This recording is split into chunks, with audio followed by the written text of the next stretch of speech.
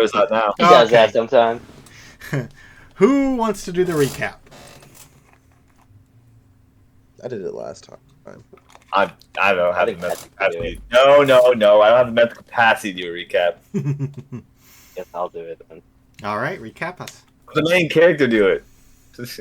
I'm not the main character. You know what?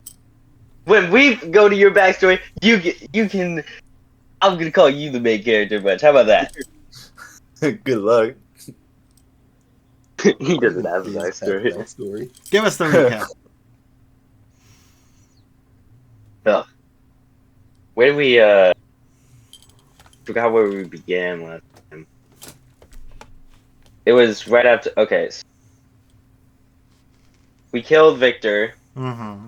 and we looted the house, and then we sent everyone else to the town to get the kids, and then come to the manor, or not the manor, the compound. And we went to the compound, and there were a bunch of gnolls, a bunch of dead bodies, and then the daughter was like, "Hey, you should go kill my followers." Went and killed the followers. I think that's pretty much all I really have. Everything. Okay, and I'll fill in the blanks. You guys, you did defeat Victor Bonden. You sent the slaves and the mercenaries to the compound, but you took the airship there, which means you would be ahead of them. You found the compound in a state of, I want to say vandalism, but I guess yeah, vandalism.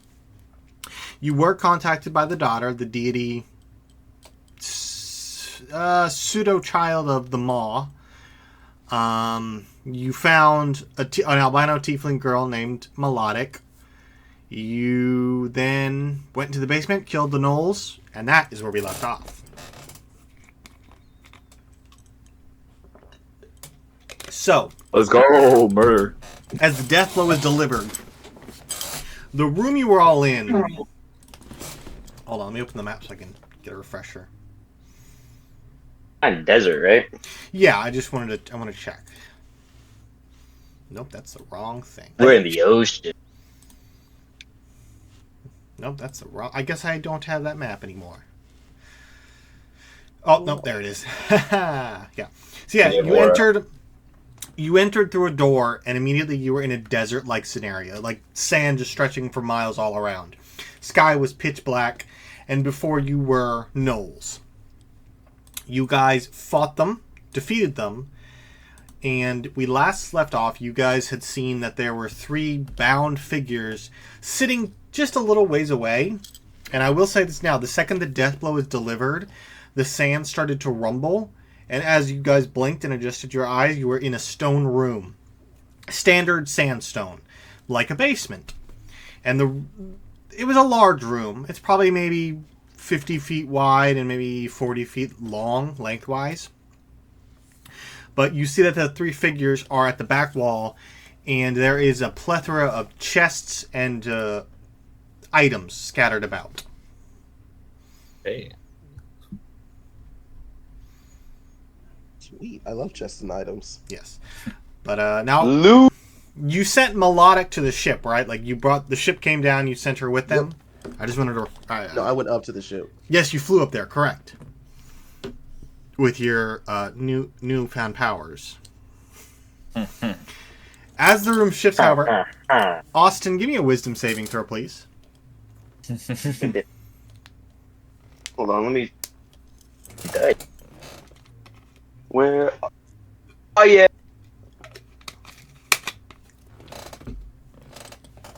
They were... What? He loses his dice so easily. It was right there. It doesn't make any sense. There's something here with me.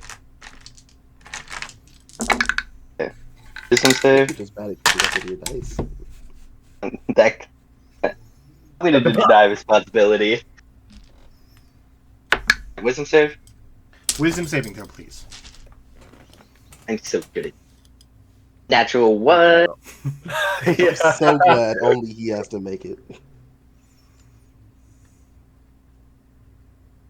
This is not.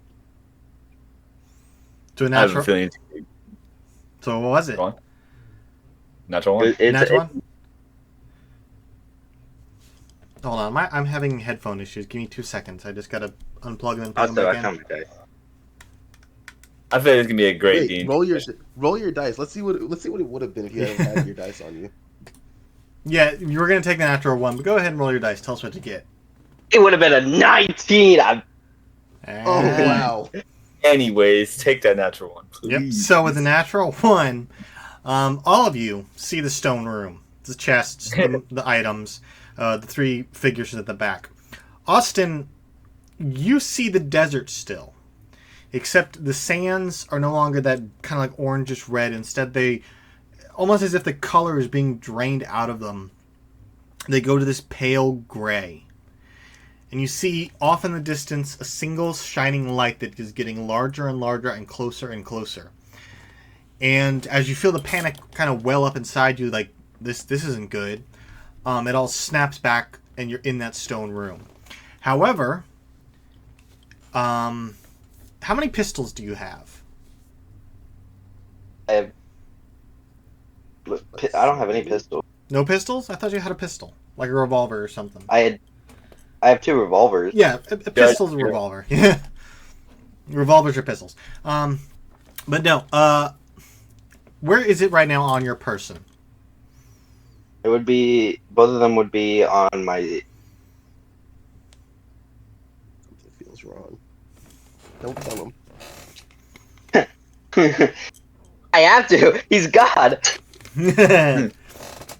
But where you cut out? Where are they on you? On your hips? Yep. Okay. Jeez. So your pistol on your right side, and all of you see this. It glows a faint kind of like palish orange light, and then it fades away. What is that? I'll draw my pistol real quick. Is there anything different about it? You see that the 6 chambers, where there would be rounds, bullets, there are now. How many does your revolver hold? 6, I think. Yep. Okay, they have been replaced with shining orange lights. And I will tell you this now: that pistol now has infinite ammo. What? Oh wow! Look. Oh wow! Let's How- go. No, Where's bro. I've ever. Everybody's talking. What's going on? What did you say, Austin? Best wisdom fail ever. For now. Now we can finally. Hey, I got infinite ammo. How much gold I'm gonna save now? An issue from before. The goal was not the issue. But I will say this, Austin. As you're like looking at the pistol, you feel like you're being watched. And as you scan the room, there's no eyes on you. Maybe your companions and maybe the bound hostages in the back. But you feel like you're being watched. Or maybe it's the God living in my head. All right, but no, the room is around, and the hostages are being bound. What would you like to do? Go save the hostages. Yeah, let's Alright. untie the hostage. There were hostages. Yes. You see 3, as you approach, there are 3 tieflings. One is a man, very short. His skin is dull red. His eyes are kind of like a mix between yellow and white. Completely bald, and his horns have been shaved down, very similar to most tiefling slaves.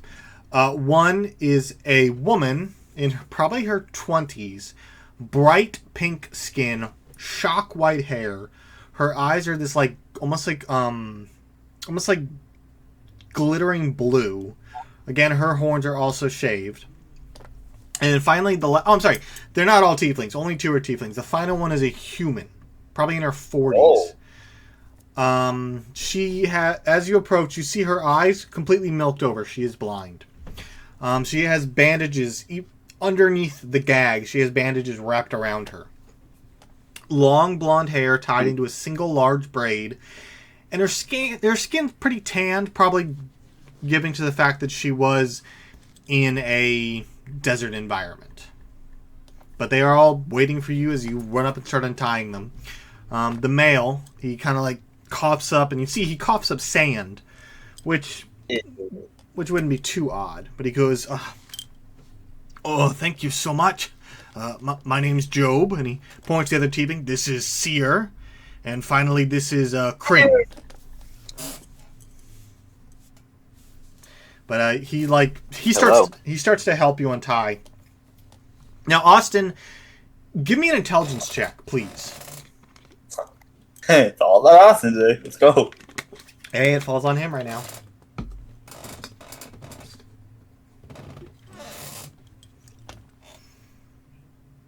What'd you get, Austin? 6. 6. Job looks familiar to you, the tiefling man, but you can't place him. I'll say to Job, have we met before? He goes, Sorry, I'm not good with faces. I'm Victor's favorite cook. But, Oh my goodness, it's great to see you. he kind of was like, it's good to see you too. Sobek, the tiefling girl is locked onto you right now. Like she's just staring you down. Oh. She kind of... Hold on. Yes. She starts to ask you like a bunch of random questions. Like, oh, where are you from? What are you... Like just bombarding you with random questions. And she's like looking between you and Nan back and forth. And you can see she's got this look on her like she's putting something together. But finally she looks to you, Sobek. And she goes... Your aura, it's so clear. It's like a spring day.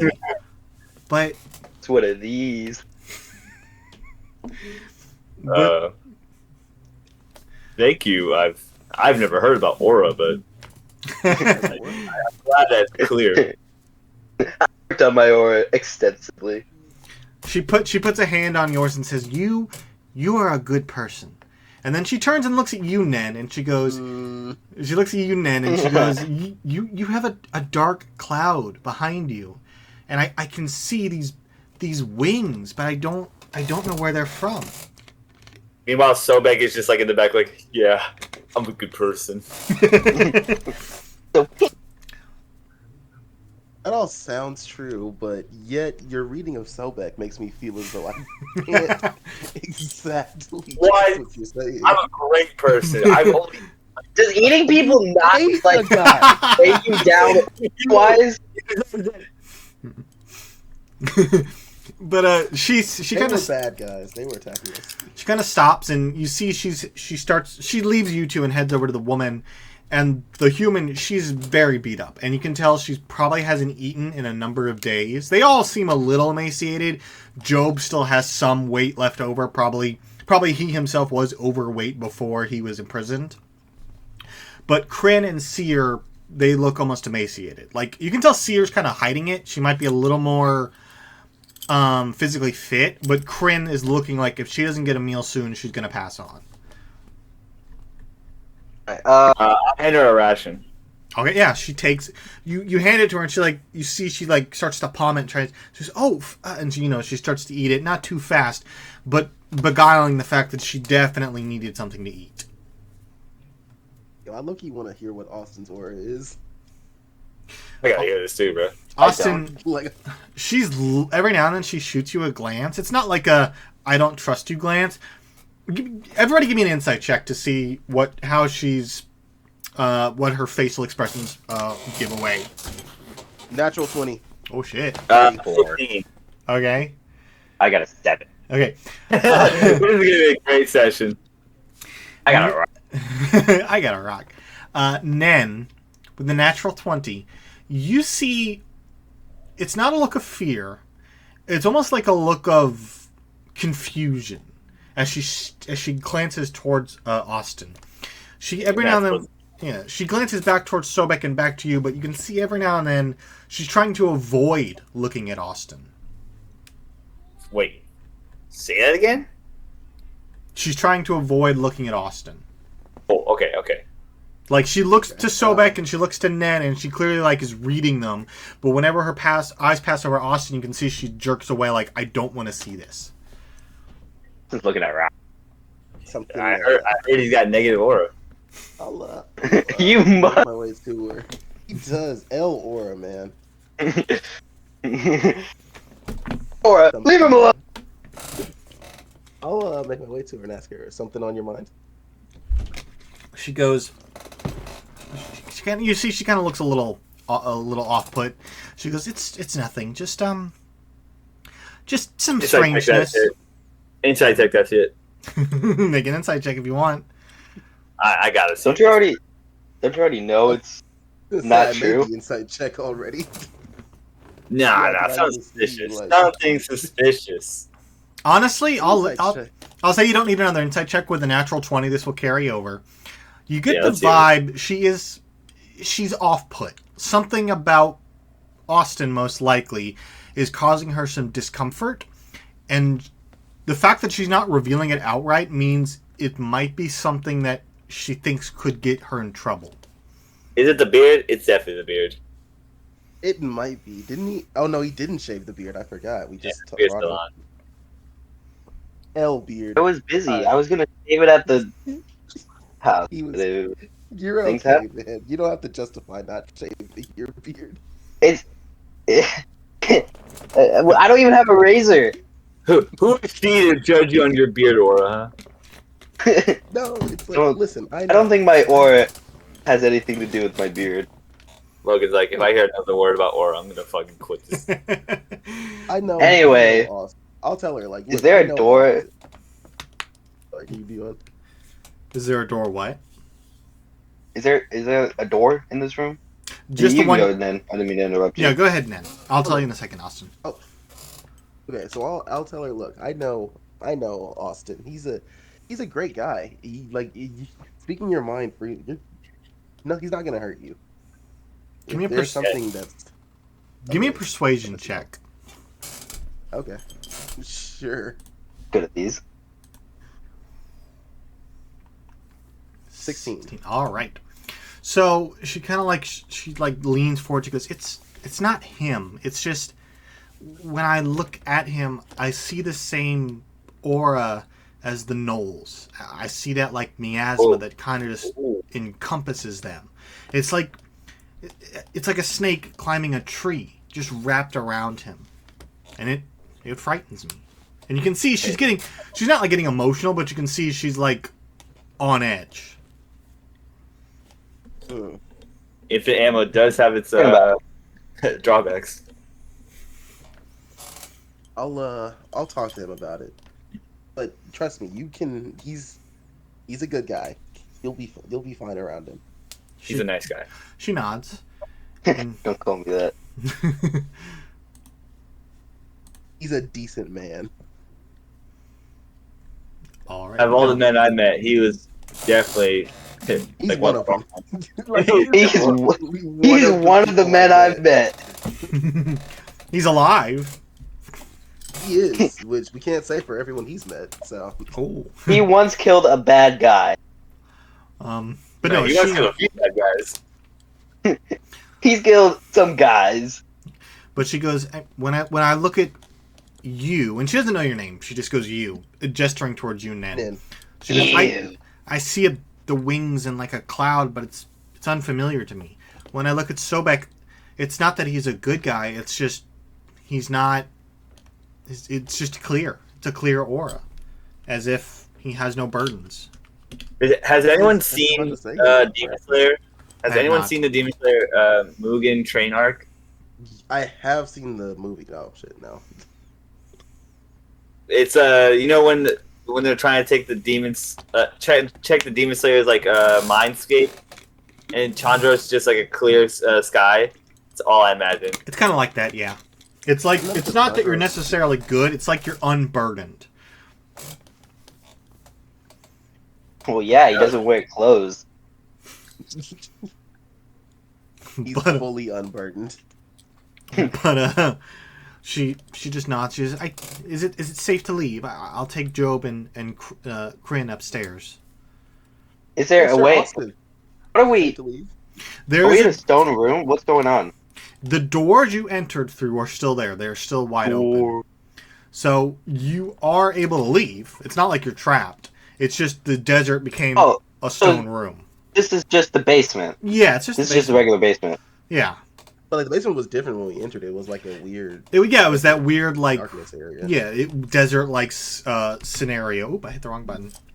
But now it's been transformed into a stone room, which you do have an exit, the doors you entered through. It's just kind of like, okay. Yeah. Yeah, it's safe. She goes, okay, I'll So, take them. Yeah, take them to the guest room. But they, you see Job and Seer help Kryn out through the door and up towards the staircase. Nen, what was she saying? Did you ask her about me or something? Yeah, I did. You got apparently, man, you got like some weird bad juju going on. Like seriously, she says you're giving off the same aura as the gnolls, man. They seem to be. I'm not quite sure what that means, but I think the daughter has some sort of. What's the word? She's got something on me. I have a feeling this. I pull out the revolver. I have a feeling this is due to her work. Infinite ammo. If I can talk to her later. Perhaps. I mean, this could be a good thing, you know.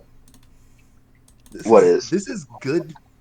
I mean, look at this. You've already. Hey, good news, and I swear to God. I'm just saying, this is good news. You can finally I'm gonna kill you. I'm gonna kill you, Dad. You can certainly try, man. All right, but if you want, I will give you. We'll give you the loot now, if you are so willing. Oh, sweet, the loot, right? You know, I do love loot. There is. We love that loot. There's 15,000 gold pieces and 30,000 silver. 30,000 gold pieces. 50,000. I mean 15,000. I think he said. Yeah, 15. 15,000. 15 gold, 30 silver, 30,000. Okay. We can split that up 3 ways. Easy. There is a wand. There is a figurine of an ivory goat. There is a halberd with flame kind of like symbols across the handle and blade. There is a potion. There is a single black circular hole just sitting on a shelf. There is a belt. There is a brazier, a mace, and then finally a book. A mace? Ooh, giving us a lot of magic items. I wanted the book. Okay, you take the book. Are you going to put him in the loot channel or no? Yeah, I will, because you guys are going to be on. You're going to do some downtime for a while, I think. So I'll put everything in the loot table. I just wanted to keep it. Sweet. Where's that? I've been needing downtime. All right, that is the loot. I figured out something I can do with this paint thing. So I can actually make bullets with the paint thing that he gave us. Oh, yeah, that's super cool. Albert. So I'll probably Logan. So it said, do you have a set amount of pints that? Because it said a roll, and I rolled a 3, a D4 for it. But if you have a set amount, that... No, it's a roll. I would have had you roll for it, so you're good to go. Okay. Yeah. But we're gonna pause right there because I have to go get a package, so I will be right back. Light in a 40-foot radius and dim light for an additional 40 feet. I'm back. You're looking at the loot. Okay. Hey, right. What is this Tome of Understanding? I want to see what the mace does. What's the mace called? Mace of Smiting.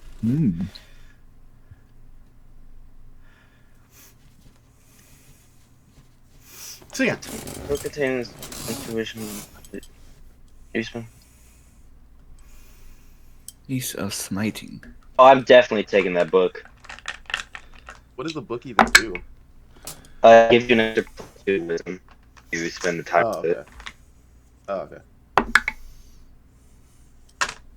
So yeah, go over the loot. Useful for me because I'm a ranger.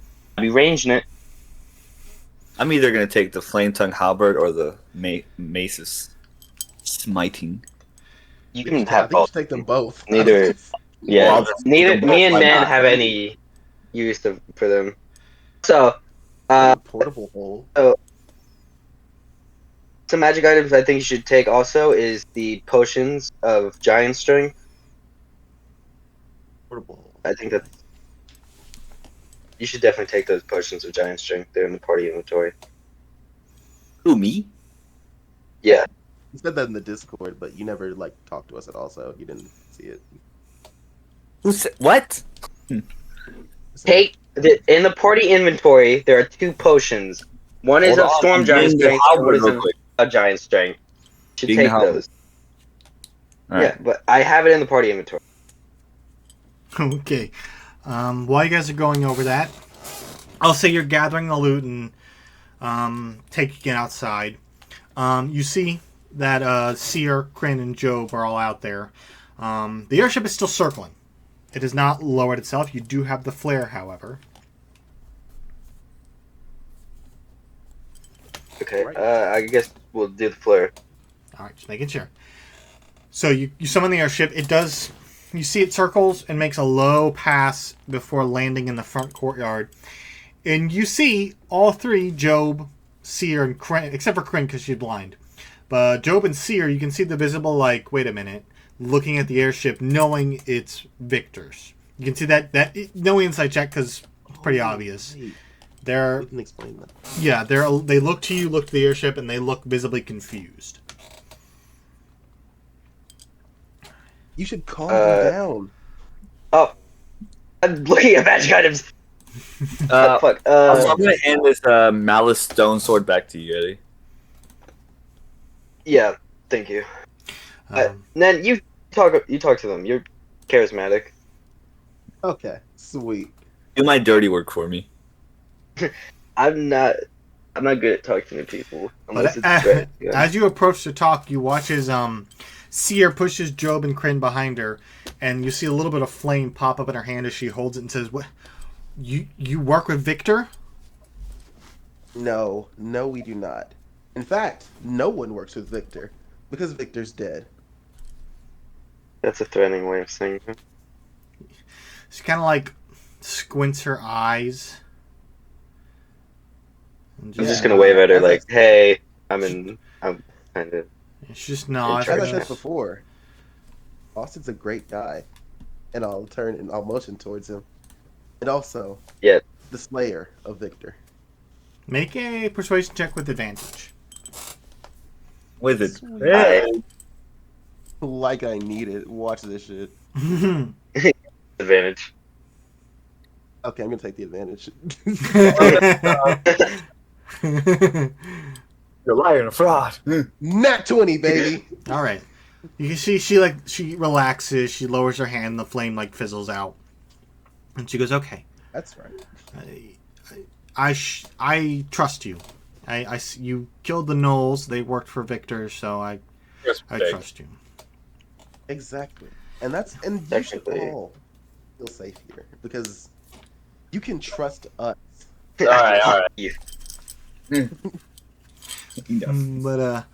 But she goes, "All right." And you see the AFAB lowers the gangplank, and you just see Melodic, the albino tiefling girl. She looks down and she sees Seer, and you see her eyes light up, and she half falls, half runs down the gangplank before just jumping in her arms and giving her a big hug. And you can see they're having a reunion. You see, Seer is composed, but Melodic is just bawling. She is crying her eyes out. They aren't saying anything though. I won't interrupt them too much, but should we continue this reunion on the ship? You see Well, we're gonna Melodic. stay here. Oh, right. This is the place we're coming. But Yeah, this is. Well, they should at least be on the ship. Yeah, Why would they need to be on the ship? They should go eat and stuff. They're like and get cleaned up. This place is run Oh, down. They can't what was the help us chef's here. name? Job. Jobe. Joe, will you go prepare something? He goes, I can do that, yeah. I mean, he starts to Good, he starts to climb up. He helps. You see, he's holding Kryn's hand and guiding her up the gangplank. Hold on. Go in the prepare something in the manor. I'm gonna call out. Call out to the captain. You see, Job's kind of stops and goes, there's not much left food-wise unless you want to eat gnolls. Oh, there's dead people there. Never mind. Do not go in there. There's dead people. Legitimately. Right. I know I just saved you from like almost dying, but can you like whip me up some real quick? But not for me, for the other people. He's the chef guy. He's excited. You gotta be better with your words, man.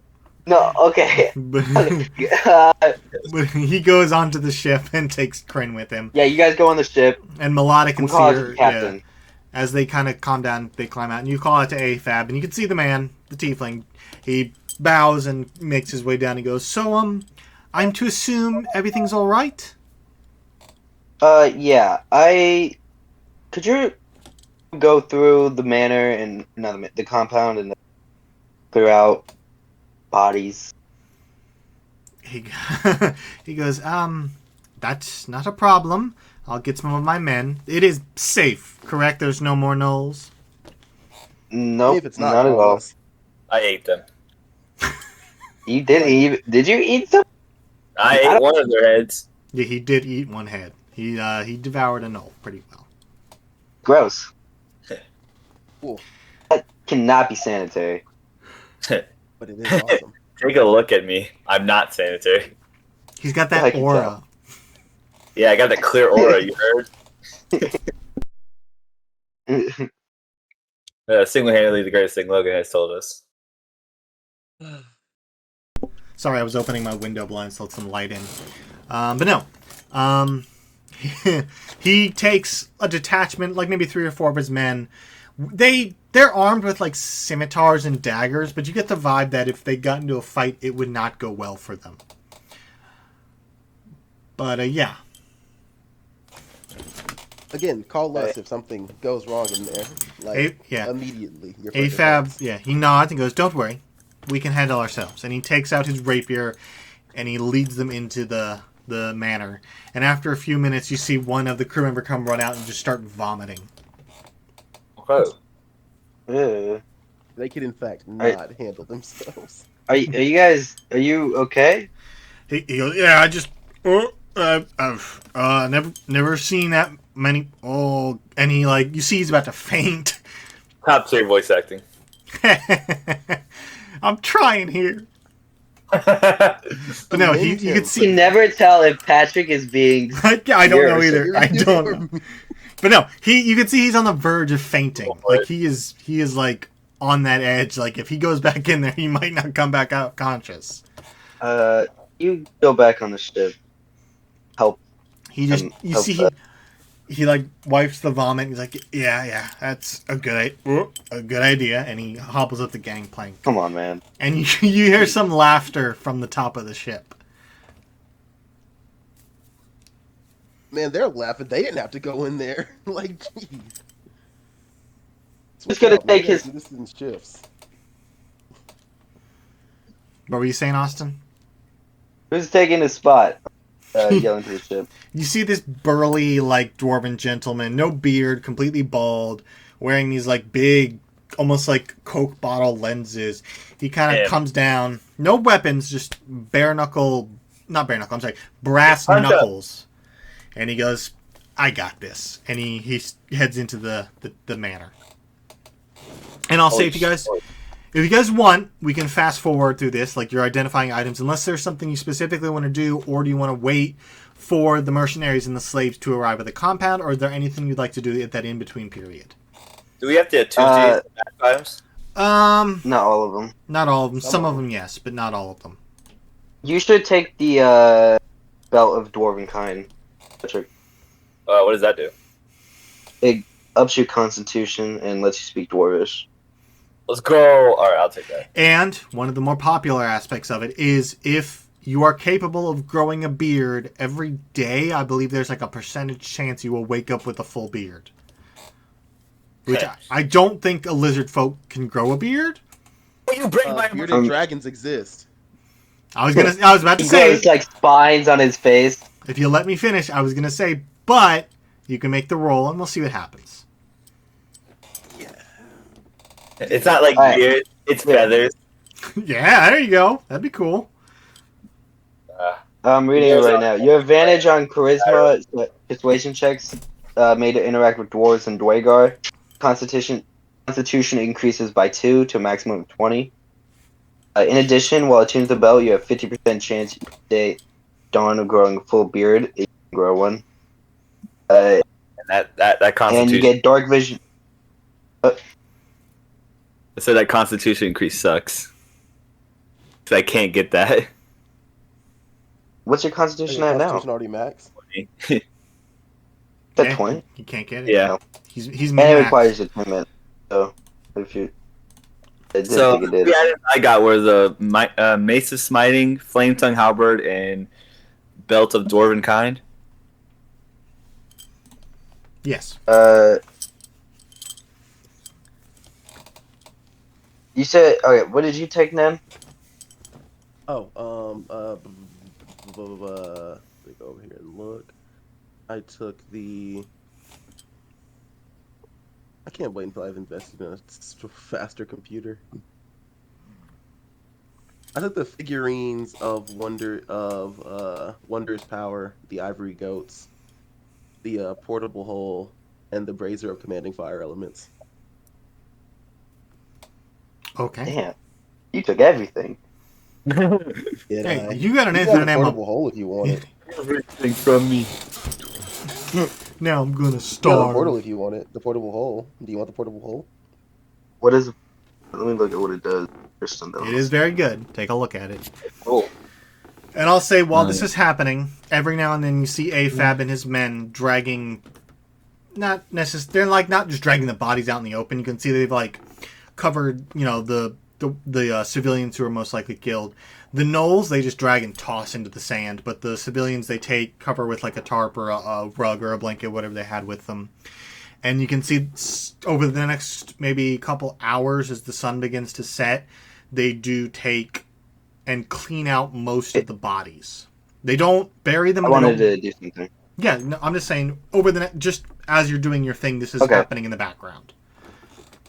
All right. Okay. I want to light up the forge and get to melting down the sword. Okay. So you enter your workshop forge, and it wasn't untouched. There is some of that same graffiti, but you're melting down the malice sword, correct? Yep. All right.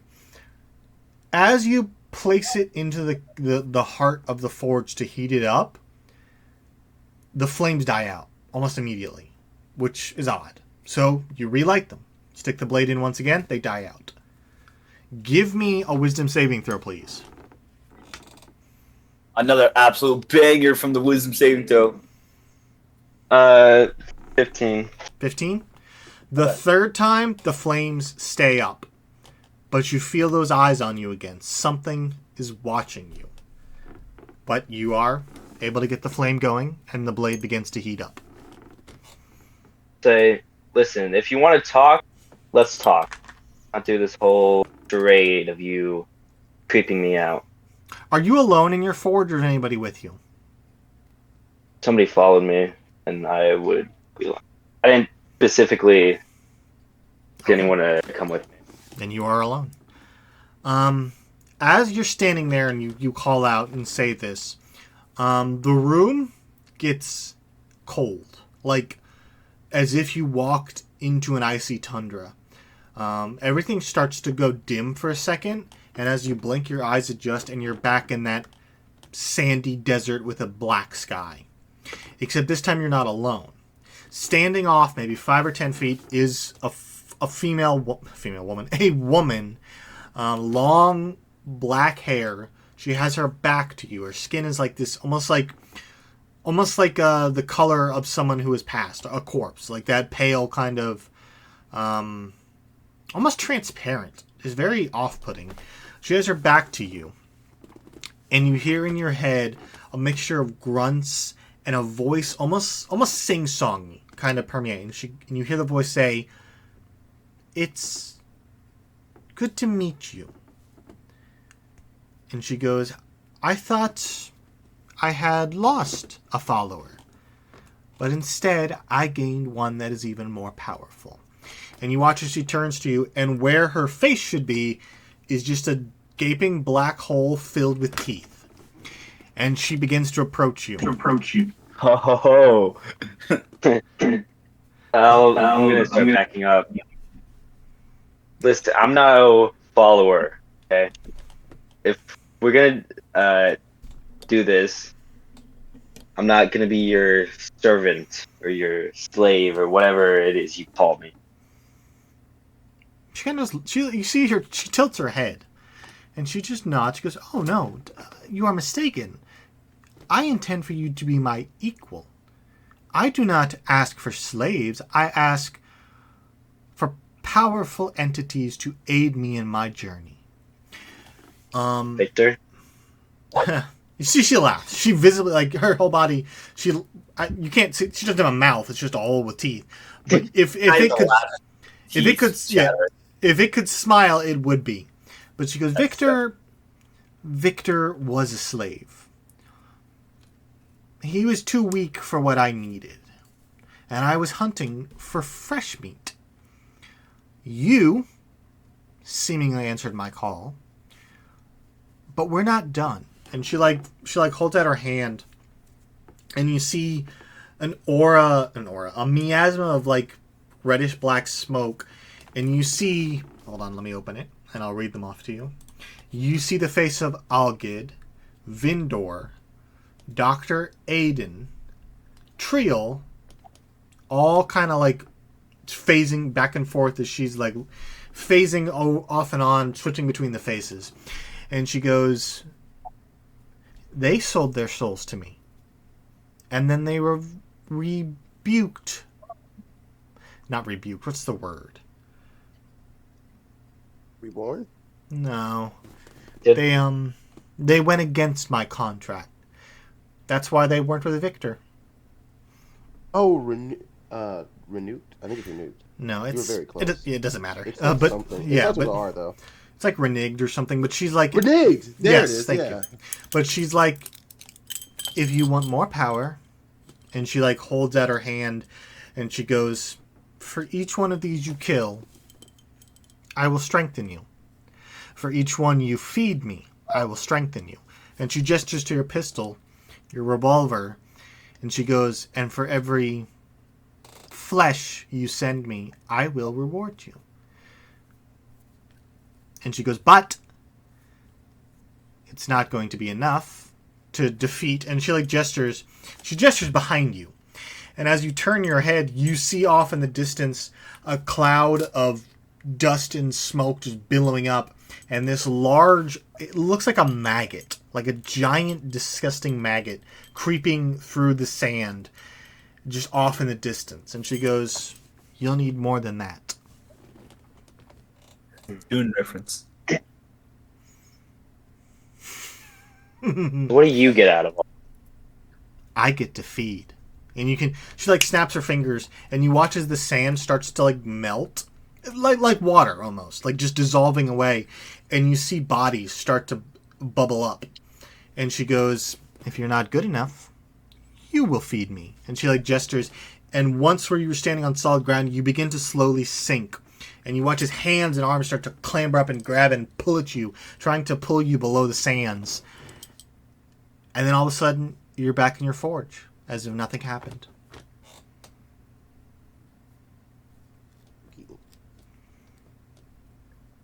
Okay. But All right. as you come back, you see that the sword, I'm going to say it is hot enough to be reforged. To melt it down, you would need some extreme heat, but you can get it, like you can take it and you can reshape it into like an ingot if you want to melt it down later, but you would probably need some specialized equipment, which you might have it in your shop.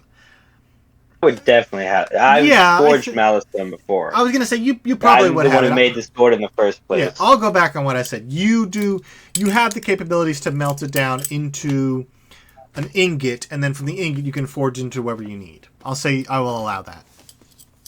Okay, because I want to make it into a revolver. Okay. While you're doing that, Nen, what are you doing? Where are you while the house is being cleaned out and Austin is in his forge? What are you doing? Oh, if no one's around, this would be a great time to go and have that conversation with the king that I've been meaning to have. Do it, you fucking backstabber. In my house? You piece of shit. I like to imagine Sobek sitting there with a bucket of popcorn as all these horrible things are happening. Like, bro, I'm sorry. Dude, you're letting my worst enemy in my house. Dude, you have a new worst enemy every fucking week. Yeah, it sucks. I'm sorry, man. If I spent my time avoiding all of your worst enemies, I would be locked in a room by myself. No. There's a between avoiding and letting them into my house. That was You're doxing me, bro. You're doxing me. More king, please. Okay. You find like a guest room that's been. It's got like a nice bed that maybe is a little collapsed, but you can shut the door, and you kind of like in my guest. I go to him. He doesn't come to me. I go to him. You let yourself. You sit there and you call out to King, and you watch as that same kind of ethereal mist, and like the terror in reality as King steps forward into the room, and immediately, oh shit, immediately he is looking at you and he goes, "What the fuck happened?" And he's like just looking at you with, and give me an insight check. Like he's vocal, but you have to read him. I'm not going to give it away. You're an idiot. No, that's cool. We're good. 26. 26. He is scared. Like there is genuine fear on his face, and he goes, "I don't know how long I have, but and you can see he's like completely gobsmacked. He's like struggling for words, and he goes, "I can feel her here. She is somewhere here, and you can hear the fear in his voice. He goes, I don't have long. Stop whatever it is that's happening." And then all of a sudden, the room begins to shake, and you can hear this low. Outside. Say again. I was gonna do this outside because I wanted to avoid this. Dang it. Okay, good. We're good. We're good though. But he goes, and everything starts to shake. He goes, "I need to leave." And you watch as he steps back to the tear, and he vanishes, and the rumbling stops. Ooh, right outside. I gotta go a distance. I can go. I'm gonna exit. I'm going to exit the. I'm gonna exit the compound. The manor. Yeah, okay. The compound. I'll say if you want, you can get like a fair distance away, like the compound's just in the distance. Yeah, I will move a distance. I will misty step away. I think that should get me pretty far. I will misty step as far away as possible. Yeah. Okay. You can walk, right? People, bro. Yeah, you can walk as far as you need. It's not like you're gonna get ambushed or anything. Okay. You can see all around you. Yeah. But as you get farther away, you feel yourself kind of lock in place, and you try to move, but you can't. And then you feel yourself being pulled, and suddenly you're back in that demi-plane. And you see Asuka and King. And Asuka, you see he is just frantic. Like, when you're anxious and you tap your foot on the ground, he's doing that, both legs. And King is pacing. And you can see at this point, the shards that were embedded in him from the Devil's Tear, I'd say there's only like 3 or 4 left, still inside of his chest. There were 4 in him last time I checked. Okay, then I'll say there's like 2 left. Like he's getting more and more. He's progressively getting more and more. But he sees you. He goes, okay. And you can see he's like taking a moment to think. And he's like, what the fuck did you do? All right. She has... He goes, what do you know? Tell me what you know. Okay. First, let me apologize. God. Let me apologize. Hmm. Secondly, we need to discuss a lot. Things are okay. You need to understand. Things are happening, right? And the more I think about it, the more I think about everything, the more I put things into perspective. I see, especially what I've learned about you, just by being there. What I've learned about what's going on with you. Uh, the devourer, the devourer. I think that's his name, right? He goes, yes, the maw, the devourer, the leech. It doesn't matter. Yes, all the names, all the names. That's your guy, right? And in the manor, Victor, the guy I asked you about, the guy had seen that you said you had no interest in, uh, served the enemy of your guy, the daughter. You can see he like puts his hands together and he like lowers his head, and he goes, I know that now. I feel her even now. She is close, and she's trying to break that veil. Then you. But, and you can see he's at a loss for words. He goes, just continue. Tell me what happened. Listen, we killed Victor. We moved on to the compound. Found Tiefling. Listen, this is all. None of this will interest you. Nothing is as important as. Well, one thing might. One thing might interest you. A rare metal. It's I'm not good with names. What is it called? Doesn't matter what it's called. It's strong. Okay, it's some grade A premium shit. And oh, right. Austin. Austin knows a lot about it. I'll ask him. I'll ask him when I get back. But the properties of this stuff, you should see it.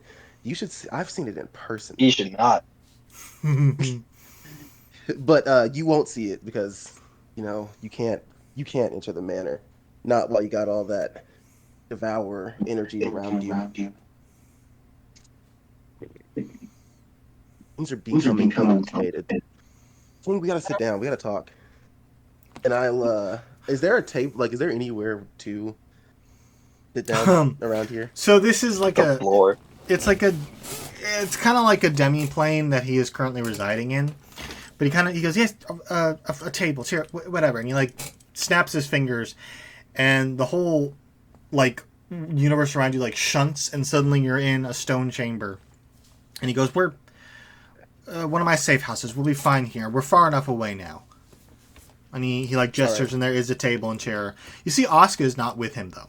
It's just you and King. Yes, good. That's so good. I don't even have to ask now. Sweet. Okay, I need you, King. I need you to calm down. I need to calm him down. Seriously, you. After all, here we are. We're far away. You're fine. You're powerful. Are you not powerful? I'm asking him. I want him to. He's like, because I am powerful, yes.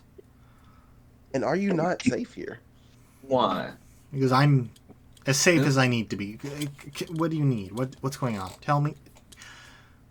Whew, continue. You see, I was thinking about what you said. You've been helping me a lot, and I have not given back to you, and I want to. I want to, because here's the thing. I think, like I said, the more I was thinking about it, the more I realized there is no real reason for you and me to be enemies. I know I told you at the start this would last as long as it was beneficial for both of us. But now I see how it can be beneficial for both of us. For decades to come, I see it all. It's become so clear to me. King, you are vastly more powerful than I am. Vastly superior in every way. Except one. You lack vision.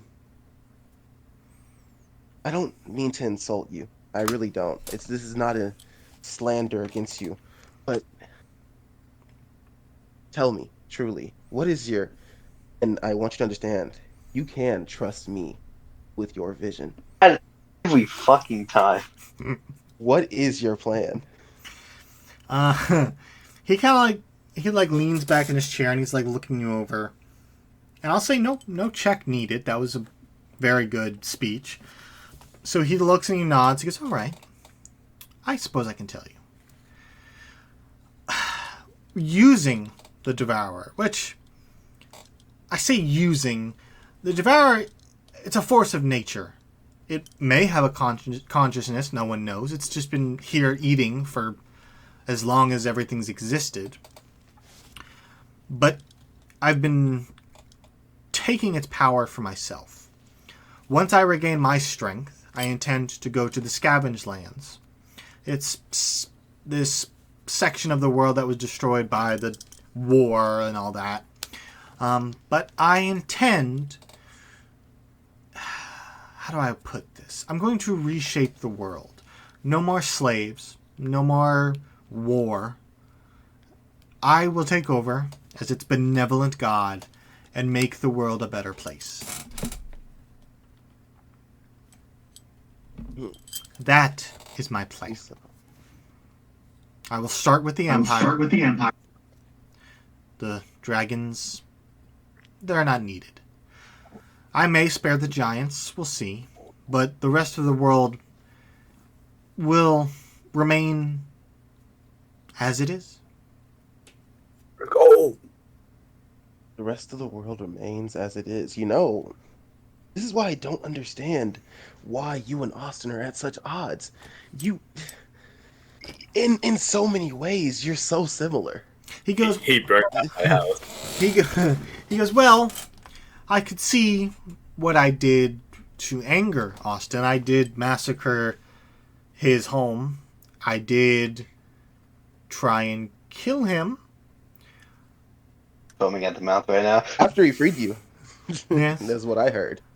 And there will, don't get me wrong, the rest of the world will remain intact. But there will be a price to pay, and I intend to pay it in a way... And he kind of stops, and for a brief moment you see he's thinking, should I say this? And he goes, it doesn't matter. What matters is the end goal. The world will be good, the world will be right, nothing bad. Wait. Don't, hold up, don't hold yourself back. King, I'm not judging you here. I'm on your side. And and here's the thing, I want you to be on mine. I want this allegiance to be more than what it is. It should be a partnership. Because I see what you want. And I agree. I've seen this world and it sickens me every day. I do the best that I can. I do the best that I can, King. And what has it gotten? What have I achieved? I do what people ask me to do, and I watch my friends die, and I lose the people I care about, and it always comes back to me alone. And so I'll be honest, King, when I call out to you and you summon me and you bring me to this dark, ethereal dimension, and it's cold and it's empty, it's quiet.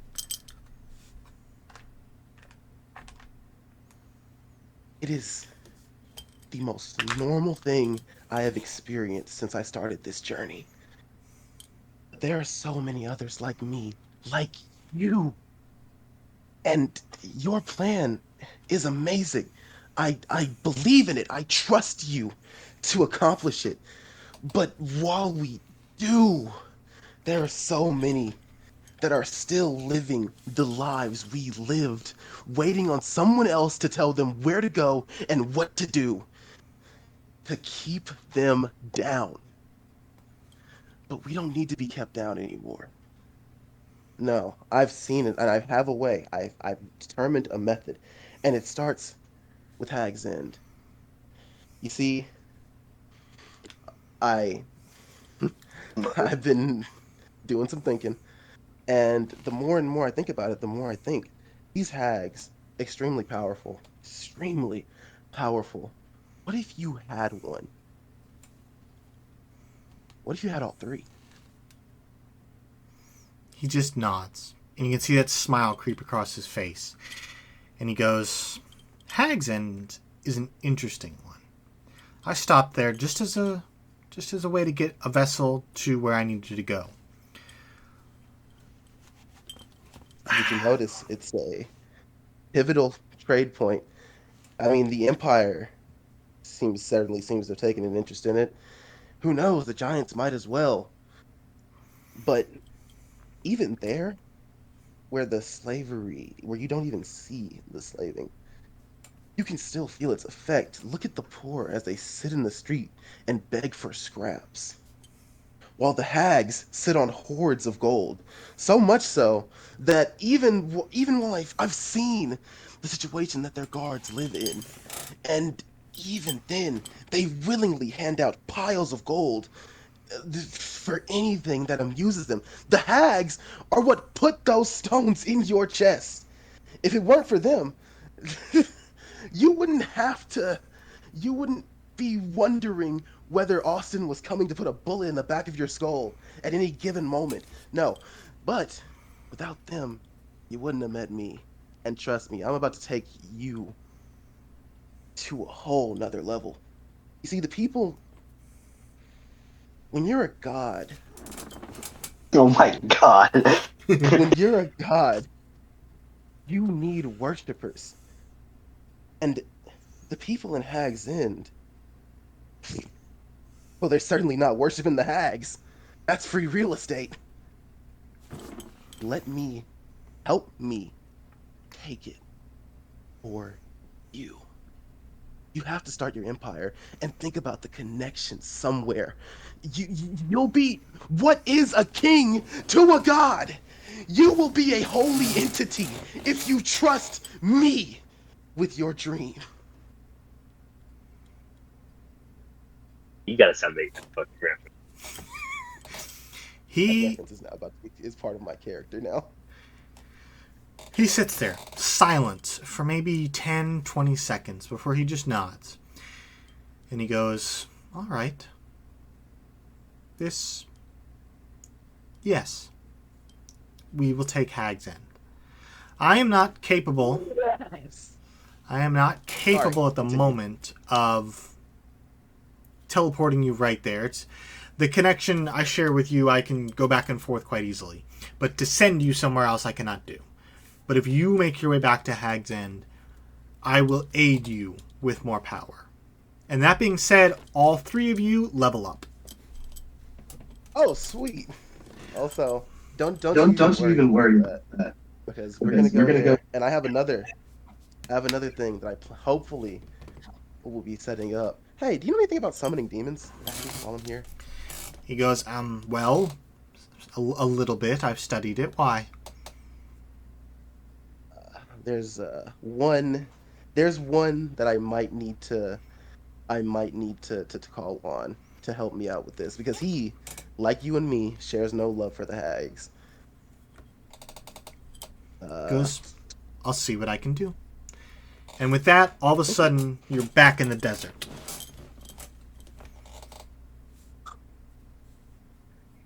Yes! Oh, Nin is just jumping for joy right now.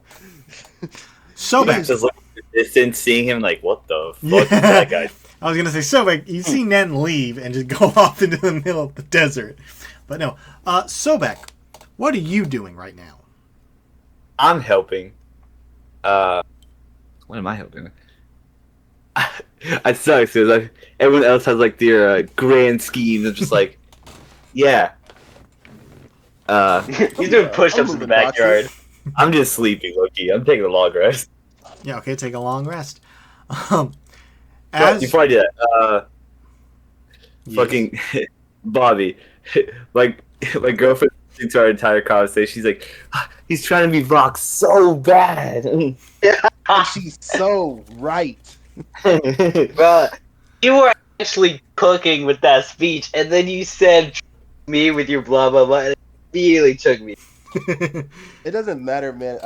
First, Logan's never seen Has Been Hotel, so If I was That speech is Logan, all its I would glory. be fucking taking away levels left and right every time you said that. I didn't get the You are reference. so But no, lucky. the But, trust me line is gonna stick around. That is a part of the character now. It's like the Leonardo DiCaprio meme.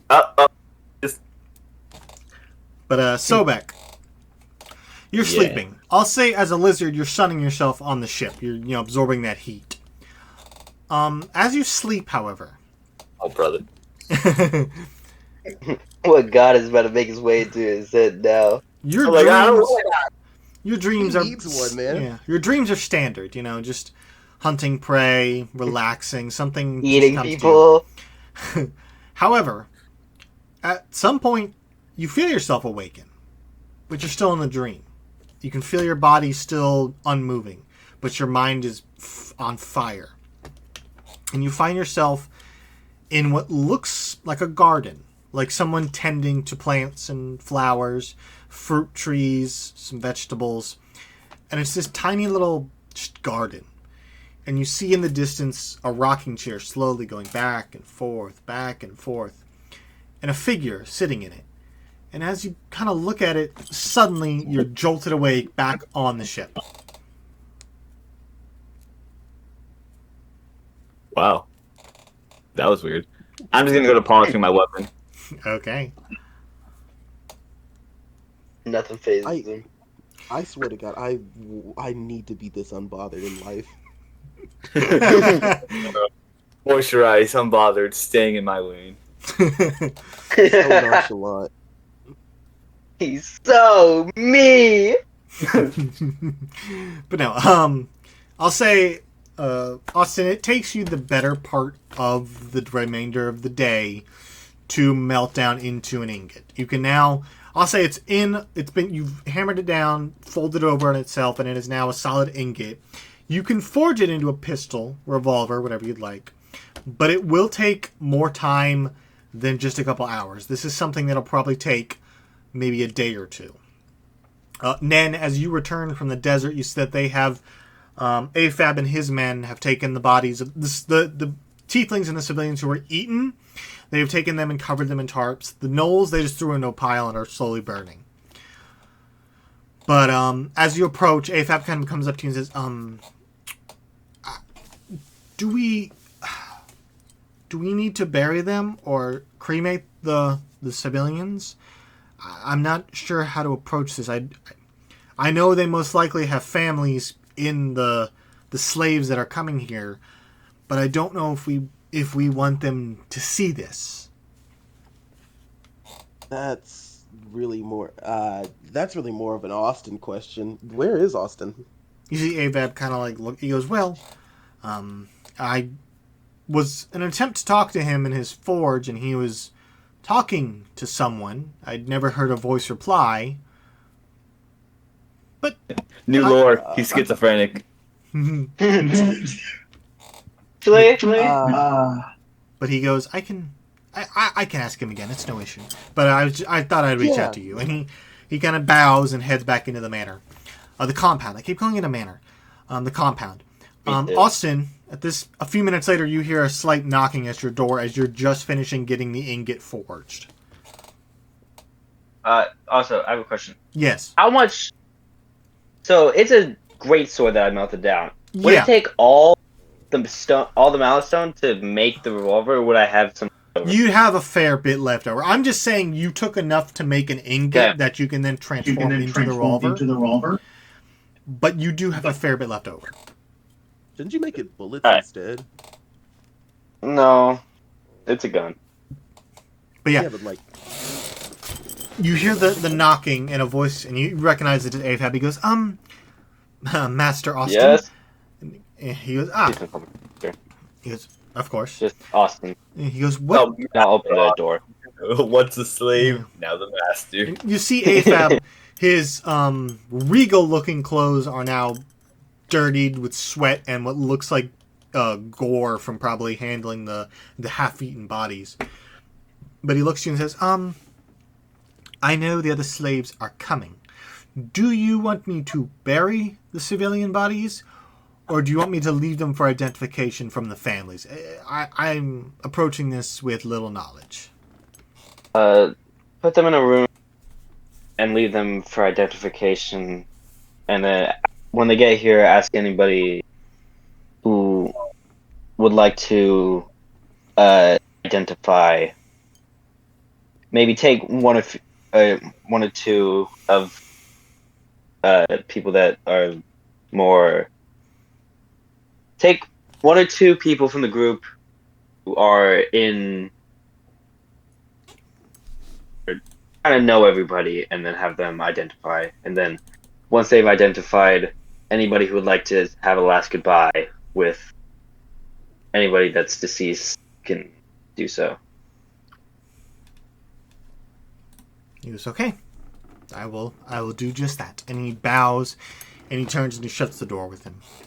And I'll say, a few hours. I'm gonna lock it. Yeah, okay, you lock it. And I'm gonna get to work on the revolver. Okay. Since you're going to be spending time on this, I'm not going to say you need to roll for anything. This is something you will do over the course of a number of days. If you wanted to speed it up, you could make a roll. But know this, if you fail the DC, it'll take longer. So, like, say it's 2 days to make it. Okay. Give me a... I want to say Tinker Tools? That can't be right. Your Smith's tools. I also have that. Yeah, I'm sorry. Smith Tools. Do that. What ability check am I making? Dexterity? I'll say Intelligence. Intelligence? Because you're... Okay. I'll say this is the... That's with proficiency? Yeah, with proficiency. This is probably like the first day is just planning out the pistol, designing it, measures and stuff. Do you already have a blueprint you want to use? Yeah, it has all of his blueprints on him at all times. All right, then dexterity, not intelligence. This will just be as you hammer it out, trying to get it just right. Okay. 19. 19. I can also add a D10 to it if that's not. No, it succeeds. I'll say instead of taking 4 days, you've knocked it down to 3. But the first... Yes. Could I add a D10 to try to make it better? Yeah, I'll allow it. I have an ability that lets me use a second wind to... Yeah, go ahead and make your check. D10. Add the D10.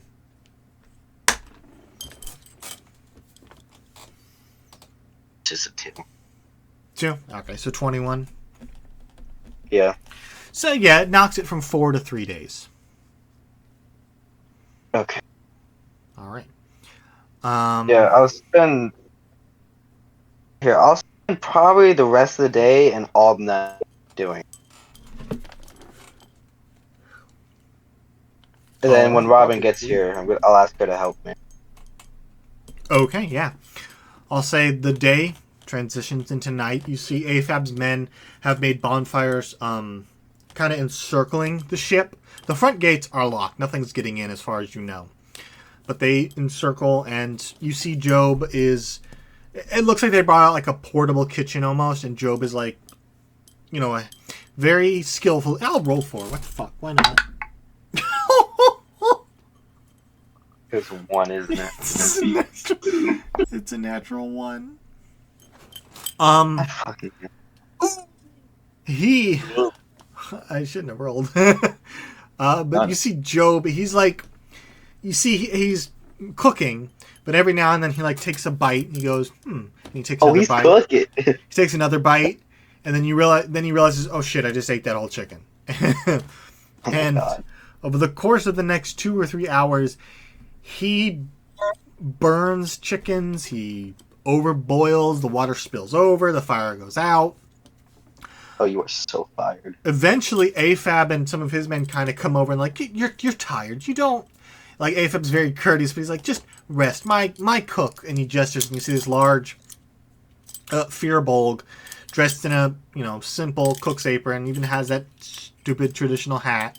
And he starts making a meal, and he gives everybody, and all of you get a full meal. It's not like it's nothing spectacular. It's probably pushing on like cheap tavern food. Like probably they don't want to waste the good stuff until maybe a celebration.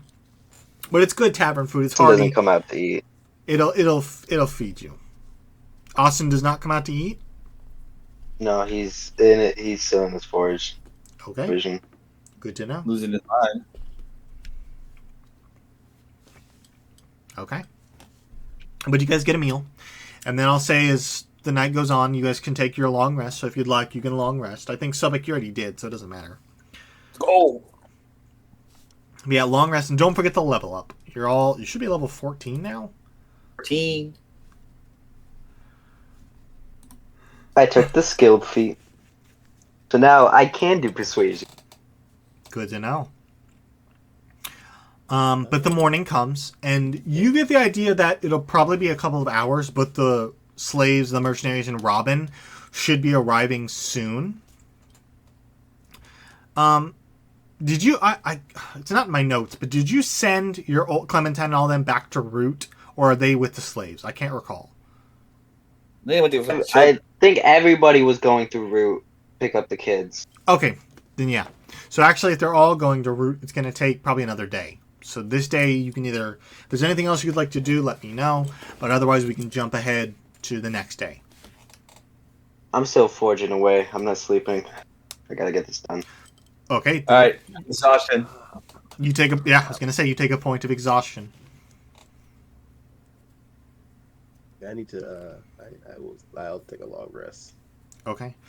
You guys still awaiting the I'm going to call it a convoy to make it simple. Awaiting the convoy. You see Afab and his men. The ship, like, they don't like deactivate it or anything, but they do all leave and they take positions around the large outer wall, you know, to keep an eye out for the convoy and any creatures that may wander by. But this day goes by. Nen. Never mind. No. Never mind. The day goes by. The third day rolls around, and as you're all kind of waiting, Austin, you're still inside hammering away. Are you gonna sleep at all on this third day, or are you just going all 3 days no sleep?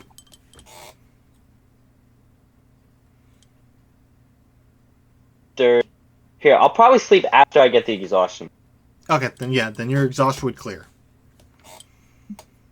But yeah, eventually, on that third day, you do see the dust cloud as a large group of carriages, horses, camels, a lot of tieflings slowly approach, and you see the mercenaries, including Mert, have kind of like they've taken their horses and they've encircled the convoy to keep them safe. You do, Sobek and Nen, you hear Afab call out, they've arrived! And he, like, gestures and the gates start to slowly open. And you see that the gates, as they open, they're a little rusted.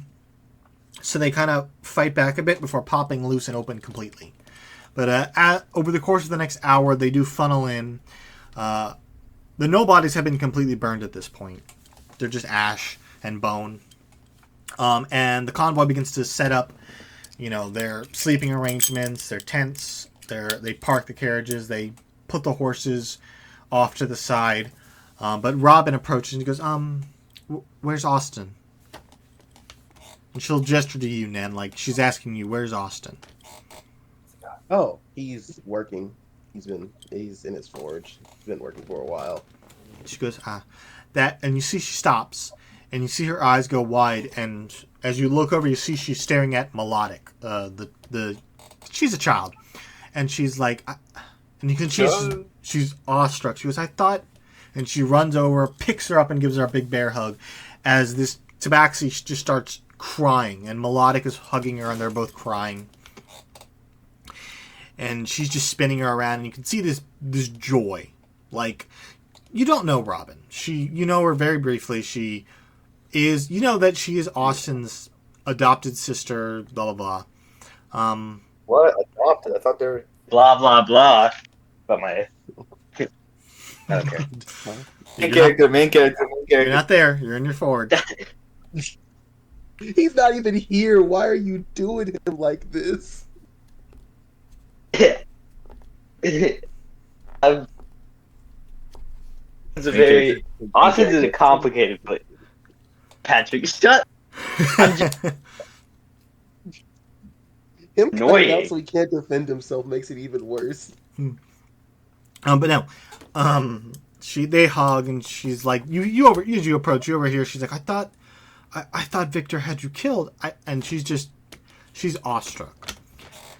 And but eventually, Austin, I'll say, as this is all happening, you do finish your Malice Stone revolver.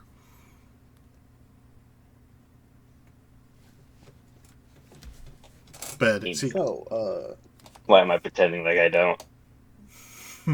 I'll come out as with it in hand. Done it. You come out. Everybody's just kind of. You see the slaves the former slaves are setting up their tents. The mercenaries are trying to close the gate, which seems to have been rusted. It's so rusty, it's like stuck open. And they're like scratching their heads trying to fix it.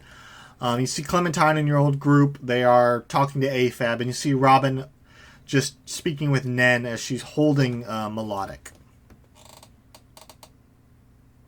Whoa. So I'll approach. what's too. going on with this kid? If you don't mind me asking. Child.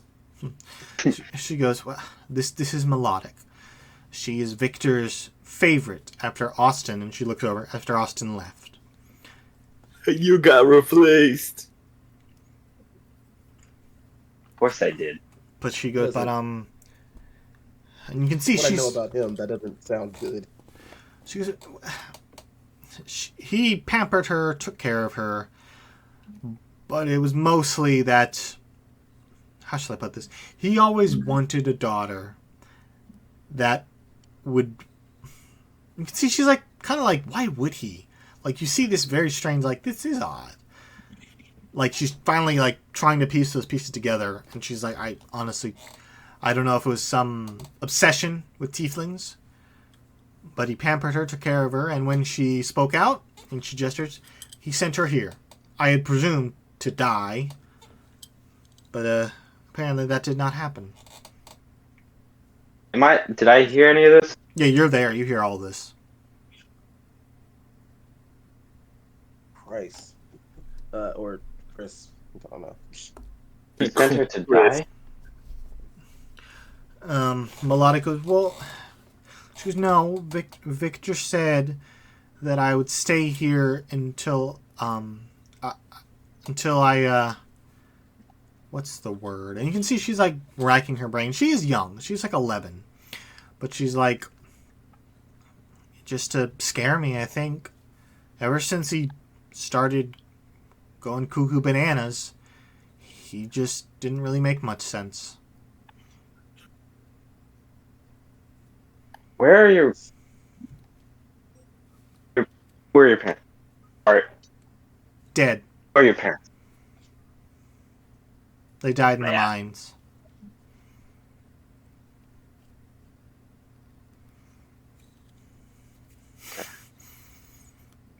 But I need to. What's the relationship there? What do you mean? They were my parents. Oh, did Robin. you say Robin? I'm sorry, you cut Okay, out. Robin. I didn't hear the part. She goes, oh, well, Robin took care of me. She'd, keep me as far away from Victor as possible. But, she was like a big sister. I've never known you to be the sentimental type, Robin. What's your armor class? Yes. What did I do? Dude, you 17. gotta get better with words. What's your armor class? Yes. 17. 17. Yeah, disadvantage. Hold on, I'm opening her Eddie, screen. Essentially a sneak Does attack. anyone know the Disadvantage. when like the person's crying and they smacked like the main character for being dense? Yeah. Austin is totally the guy to like dodge that and hit them back. So it's natural 19 plus 4. So, Is that with disadvantage? oh, it's up disadvantage. I'll roll again. Take the lower. Oh no. Please. Okay. It's an 18, so a 19 and an 18. God. Yes, That's four, right? crazy. So she slaps you. You take no damage because she has negative strength. Okay. You too, girl. But she goes. She looks at you I'll for a take second. You see that she slaps you, but she's holding back. Is what you get. You're just like Victor. But she shakes her head and she goes, "I can be motherly, sisterly, whatever's necessary. It's not my fault I was raised by a psychopath." Oh, I'm just saying, you weren't this nice to me, you little. You Yeah. asshole. But no. I'm just saying, this is a different. I've never seen this before. Okay, this is new to me. She shot me one time. All right. Left her with the crazy guy. This popcorn needs a little That crazy guy tried to kill me. I like to imagine that Nen and Austin are just having this conversation. You know what? You don't get to judge my family life. You know what? That is fair. Anyone have butter for this popcorn? But no. I just think we could all calm down. But eventually, you see AFAB is like talking to the crowd of former slaves, and he's like asking them questions, and he pulls out two tieflings. An older woman, looks probably in her like 70s, and a younger man. They look like they're related. They're both kind of like a deepish blue, shaved horns because they're former slaves. The guy's tail is only half as long. It looks like it's been cut and healed, while the old woman has a full tail that just kind of ends in a point. But AFAB approaches. They volunteered to identify any bodies, and he goes, it's okay with you. I'll take them inside." Yeah, go ahead. Thank you. He puts a hand on your shoulder and goes, "Of course." And he takes them inside. Yeah. But you see Mert kind of approach, and he goes, "So what now? I mean, you want me to..." And you can see he's kind of like at a loss for it. He goes, I don't know. Really. I work for coin. So do I need to gather my men and leave, or are you going to pay me? Okay, here's okay, how money. How long could I pay them? What's my budget right now? Speaking of coins, we Not my never budget, but that money, did we? we never split that money. Okay. Oh, I did. Not the one in the manor, but I did split the one in the basement. I took 5,000. Yeah, so each we get 5,000. Oh, yeah. Already. From the 50. Did you get 5,000 gold, and how much silver do we get each? 10,000. It would be if we. Yeah, 10,000, right? Sorry, I was yawning. But no. So I'll save. I will do a quick check in the. I'll do a quick. I have 30,000 gold right now.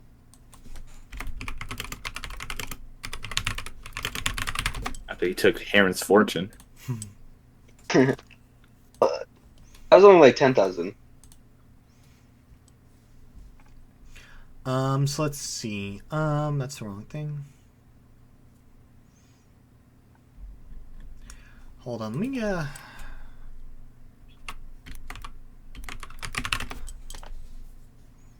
I'm just gonna ballpark it. I'm gonna say you could probably pay them for a year if you gave them 5,000 gold to distribute. They're not like the best mercenaries. Like, you get the idea that Victor kind of. I gotta give them 5,000 gold of them. I have a salary. I'm just saying for a year you could pay all. It's only like. And that's just with money 5,000 that we have gold is currently. no issue. Yeah. They would probably stay at the compound. Well, here's the thing. Yes. I'm offering I have other free people to board. pay. Oh yeah, you have other people to pay. So I'm Anything offering that- free board for them. Employees. They have a place to stay for free. They don't have to pay to be here. And alright, so gather all the mercenaries, and we'll go talk in a Okay. somewhere, like a living room, I guess. Okay. I'll say the best place to talk to them is probably the dining hall. Like, the chairs are a little destroyed. Some of them are completely ruined. But it's large enough to have all the mercenaries inside.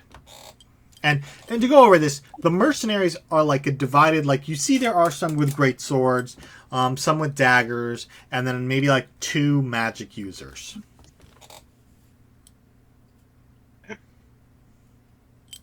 But yeah, you get them in the chamber. And Mert, who is wearing leather armor, has 2 daggers. One is in like a specially designed sheath, and the other one is like your standard iron dagger. But they all enter. Some of them take a seat. Like Mert sits at the head of the table, props his legs up on the front, and the rest kind of like encircle him and sit around him as you take, probably by the hearth, which is cold at the moment, just across from them. And Mert goes, "So, what are you offering?" Listen, if you stay here, you'll have there's a building where the hired help stays. We'll all each get to live here for free, get to eat free. All that I ask is that you guard this place and do some jobs for me every now and then. You see a portly guy dressed in like leathers. He kind of like clears his throat and goes, "Oi, I didn't hear any mention of gold in that." And they all kind of go, "Yeah." And they like nod to each other. He's like, "Yeah, I don't." Yes, obviously gold will be paid for. He goes, Listen. How much? You're Mr. Moneybags here. We'll get to it. We'll get to it, okay? He goes, "Victor paid I'm us just putting on 10 the gold table. a day." Listen! Shut mouth! Make an intimidation check. Jesus. -1. By the way, I need to take a long rest. You have long rest. You gotta, dude. Example. You gotta set an I'll just example. Okay, Not Victor. 28. 28. You see, as you shout, he like recoils and he's like, "Oh fuck, I made a mistake." And he's like, "Oh no," and he's like stammering. He's like, I was just," and he kind of like fumbles for his words. And you see, Next time you speak to me in that tone of voice, I'll send you for the dogs to eat. Understand? He puts up his hand and goes, "Oh, oi, I understand. I'm sorry. And he kind of recoils. You watch as he goes from the front of the crowd and he like pushes his way to the back. And all the other guys are just laughing. You see Mert, still stone-faced, just staring you down. Now listen. If you all become members of the Dust Devils, you will have respect. People here will naturally fear you. If you're an enemy of the Dust Devils, people aren't going to be as kind to you. I'm just putting that out there so that when I pay you, everything seems fair. Am I being understood? You see some of the mercenaries kind of nod, and Mert like puts up a hand. He goes, "This is an arrangement I can live with. I can't speak for all my men. All right. But for me, it's a deal." And you hear some hushed, like, "Yeah, we could do. Well, yeah, that's fine." You all will be paid. What was saying, Lloyd? I know I interrupt you.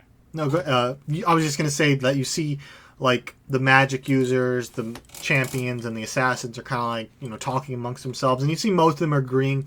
You see maybe two of the assassins and one of the champions is kind of like arms crossed, kind of like they're probably not gonna go with this deal, but they're just going forward to save face before they can leave. Now, each of you will be paid. I can assure you that. However, I just need a little time to sort of evaluate everything. This is a new arrangement for everyone involved, right? They nod. Yeah. as you can see, this house has seen better days. I will ask that you will help to get it back to where it was. Now, I will be leaving for a little bit because I have some business to attend to. Robin will be in charge. Understood? The second you say Robin, you see the faces kind of go from like half like okay, yeah, whatever, to kind of like oh shit, as they all kind of like straighten up, and you get the vibe that they probably fear her. Like no insight check required. Robin. They're very visible with this. Robin is my right hand. Okay. Are we all understood? They're like yeah, Your right yeah, hand. and Mert goes yeah, sounds good to me. Right. Now, I'll be back and talk about payment when I get it back. Okay? He nods He's and gonna goes very well. We'll get to cleaning this abandon place ship? up. Right. Good talk, guys. I'll go back to... I can't wait Going to. Julius Caesar situation is about to happen. As They're gonna get paid. they all leave, Fine. the portly guy who initially spoke up, they kind of like punch him in the shoulder and laugh at him. He's like, guys, I was just trying to get us some coin. And he's like, as they're all leaving with him. But yeah, they all exit and they go back to trying to fix the gate, cleaning up some of the blood and stuff, and just trying to make themselves useful. Alright, what other business do we have to... Who else do we have to... Alright, I'll talk to Robin. I'll gather my old party, Robin, Nen, and Sobek, into my office. My old party. Old party? Old party. They're the old party. We're the new and improved party. Yeah, that's what I said. The old party of Clementine. I hear Clem. Yeah, the old... Listen, They're my old party. What's over so Austin? I said, you mentioned Nin, so I was like, what the heck? yeah, my old party, and then Nen and Sobek. Nin was the second name out of your mouth, but okay. I'll let it I said Robin, my old party. I'm gonna watch that YouTube video and check to see if I'm right. No, I'm saying in addition to my old party. Oh, in addition to your old party. You know, My old party. God. Nin. Okay, I got you. I understand you now. Okay, but you gather them in the office. It's small. They are kind of like shoulder to shoulder. Nori is like just eating as you're talking.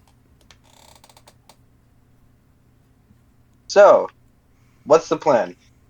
What are we up to now, guys? I mean, I Clem, just Hags in. yeah, Clem goes, we brought those kids like you asked. But, Are they? the kids haven't left the ship. You get the vibe that they probably don't want to, like, take them and see all the gore and stuff, so they've been left on the ship. But she goes, they can stay here Okay.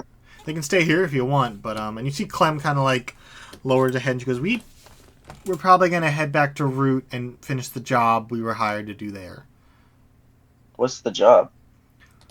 The giants, they wanted us to find some kind of relic in the catacombs beneath the village. Could I see the relic? Didn't we find that? We did find that. You did find it, yes, but you have not told them. And she goes, Oh, we did. We gave it to him. We did. Austin gave it to him. Yeah, I gave it to I gave it to Clementine. retcon. Yeah. I forgot. But she goes, yeah. She goes, I don't know if we'll tag along with you or anything, but things are getting kind Of of. course not.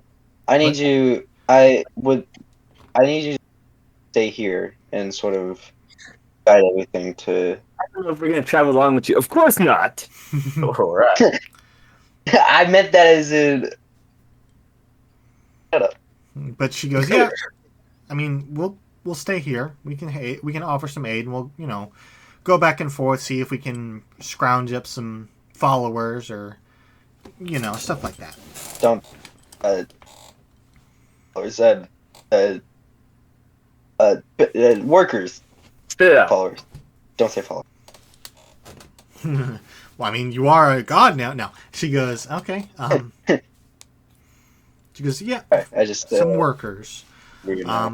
But we'll stay here. Keep the mercenaries in line. Make sure Robin doesn't do anything weird.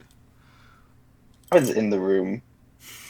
You see, she says this without any hesitation, and Robin just kind of nods, like, yeah, that's fair. Okay. Alright. We'll need Robin. Get in touch with all. Send a message to each gang leader. A meeting here En in a route? few days. Everywhere.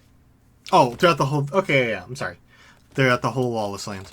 She goes, I can. Yeah. What are you thinking? Well, we need to get on top of this whole me being in charge now thing as soon as. There's gonna be some new requirements around here. Oh, and so. Yes. What were you saying? I was gonna say, Nori pipes up and says, "Yeah, they gotta pay tribute." And she looks around, and everybody kind of looks at her like, "No, not." Yeah. Yes, actually, they do have to pay tribute. As you say that, Robin and Clem look at you like, "Wait, hold on." And Robin pipes in and says, "I thought things were going to be different than with Victor." Yeah, there's no more slaves for one. We need to purr them all together, and things need to be controlled. They need to be controlled. We need to make sure they don't do the despicable things they're doing. Rachel said communism. It's not communism. It's not communism if it works. But no, they go, "Okay, we'll defer to you." Here, listen. Let's not feel bad for them, okay? They're pieces of shit. Each one of them is a monster in their own right. Oh, and Robin, tell Mammon if he doesn't show up, I'm gonna come to his house and cut him open like a piñata. And she puts her I hand. hate that guy. Yeah. Oh, see what I can do. Thank you. We all. Also, I heard that, Patrick. Oh no. Despite me making him, I hate him so much. 11? Mammon. What? Why were you call? Wait, why did you call me cringe? Oh, nothing. You're not I don't cringe, understand. man. You're great. Truly a side effect of the mind control. You're hearing things. Alright, anybody have any questions? Jasper raises his hand and goes, "Do we get paid?" And you see Nori and Clementine they're like, "No, Jasper," and they rub their temples and. What did they even do? We saved you guys. We saved them. A drunk And then they got a saved child. us, to be exact. Hey, Got a child. They don't didn't get on my have to friends, stay with okay? them. Okay. Hey, chill. Okay, why are we going after my friends right now? I'm not going after your friends. I'm just wondering what they want to be paid for. Stating the facts. And they go, "Hey." I haven't said anything he didn't do. He goes, "You're paying the mercenaries. Just throw a little bit of that coin our way. There's some places I want to go. I want to see the world. Oh, Jasper. Jasper, chill out, man. Nobody's getting paid right now. I've got so much stuff I got to do. Okay, chill. Chill, man. Why you Chill, man. down? You see, he goes, Get my dick. He goes, fine. And then he pulls out a coin and flicks it to Frederick and says, "Fine, you won the bet." Did they bet? Hey, what was the bet? Wait, hold on. What was the bet? Frederick's like, "Oh, no, it's nothing. It's no big deal." I want in on that. You see Nori takes out a coin and just carefully drops it into Frederick's hand. Wow. I see how it is. I can't believe you were so What? stingy I'm to gonna your friend. toss 10 gold to Jasper. There. Everyone happy? He catches it, and you hear you see Frederick like lower his head, and he hands the coins back to them. But yeah, they agree, and they're like, "We'll." This was all part of their plan to get paid. But they go, "We'll keep the mercenaries in line. We'll keep the people safe." And Robin says, "Yes, I will begin reaching out to the gangs and letting them know the power change in the desert." Okay. And she kind of looks and she goes, "Mert might know the location of the remainder of the family. The only one I have any information on, Algid. He's in hold on. Nope. I gotta open the right file. I apologize. Oh no, he's filing. See about paying him a visit on a way. She goes, he went to the northwest to a place called Hecata.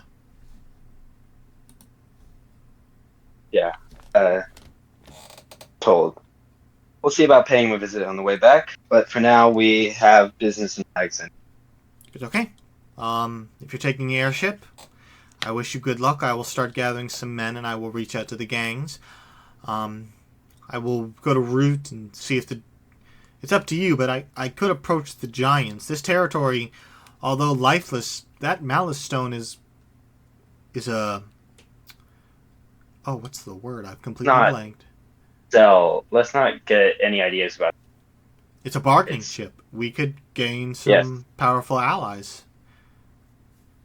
Yes. But we need to make sure that the right people get it. She goes, okay. I'll defer to you. Let's not rush into anything. She goes, of course. I will begin contacting the gangs. I will get some of my men and we will get it done.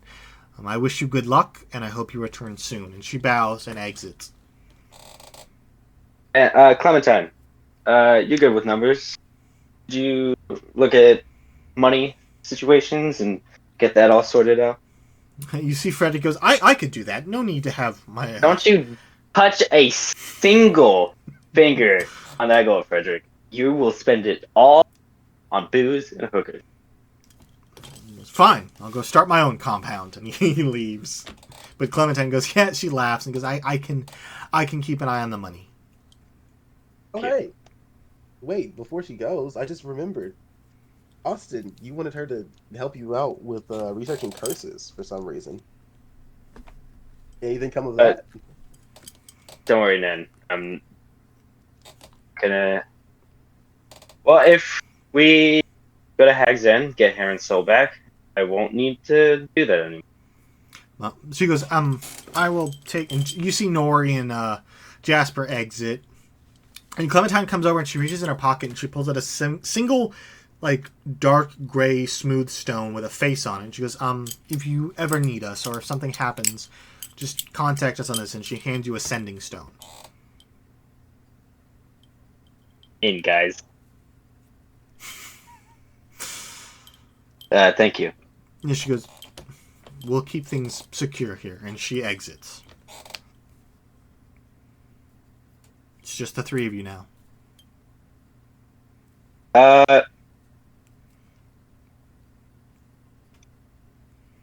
Where is my portable? Your portable hole? I'm trying to figure out. You decided to take the portable hole in the end? It's a hole. You put it down, and it's a hole. I'm just making sure specific. Yeah, it's 10 feet deep. It exists on a different plane, so it can't create like an open passage to another plane. It's just a 10-foot deep cylindrical hole. And if you open it inside of a bag of holding, both are destroyed and it opens up into the ethereal. No, wait, what's it called? Let me make sure I know what it's called. Into the astral plane. Yeah. Into the astral plane. One time. As you're doing this, Any creature. you hear a knock on the open door, and you see the pink tiefling Seer She's standing there. She goes, I don't want to be too forward, but if you're planning on leaving the lawless lands, I was wondering if I could tag along. She's like, I can handle myself in a fight. I'm not like Job or Kryn. Sure, I mean, guess if you would like to come. For one, Is there somewhere you want to go specifically? She goes, I just kind of want to see the world. You know, I've lived in the lawless lands my whole life. I've you know, before I was sent here to die, Victor gave me access to his library. But then things went south. She goes, I'm a wizard myself. And for reference, she's a level 7 wizard. What subclass? Diviner. But she goes, I can be of use, and Sure, I want to get out of this hellhole. Yes, we will be coming back. I just want you to know, not leaving. She goes, well, where are you headed next? Do you know of Hags End? Where the wind. We're going to other places. Wind blows. She goes, I've never really heard of Hag's End, but it can't be worse than here. I'll tag along. You have no idea. I'd say this place is way worse than Hags End. Hags End has society. Society! All right. Alright, is there anything else anybody needs to do? Any bathroom breaks before we get going? Not here, surely. Alright, I guess we'll all get on the ship then, right? All right. As you Everyone's board ready. the ship, you see Job and Kryn are at the front, and they see you, and they wave. AFAB gets his men loaded up. And he goes, okay, we're ready to set out to Hag's End, right? Well, I mean, real quick, I want to Yes. I wanted to talk to Austin and him, not Heren. It makes me sad every time I think Right. about it. Bro, We'll change that call soon. me my name, please. I know, dude. Like, it's just I miss Heren, man. You're the one refusing to literally bring him back. We're going. Right. We're going to get him back right now. Right. That's what I'm saying. We're Wait, going. who's there? I want to talk to Austin and His name is Sobek. Sobek. Yeah, totally. Knew it. I knew it. Austin and Sobek, and to the side. I don't like Okay, it. yeah, you pull them aside. I don't like you either. But Alright, sometimes you're cool. what is it, man? I wanted to ask, and it's a big ask. In Hag's End, do you think I could take the lead? Oh yeah, you have what the plan is. You're gonna go in there, and you're gonna make a deal with her to get Heren Soul back. Yes, that's exactly right. And do you think we should be disguised? Like, do you think you should? She probably won't. I mean, last time you said her daughter or something died with you, or like. Oh that yeah, wasn't she your tried to fault, kill her. right? No, it was entirely her fault. Right. Do you think the Hag's gonna see it that way? Well, it doesn't really matter. I don't think she particularly cares about her own daughter. Didn't give me the motherly vibe.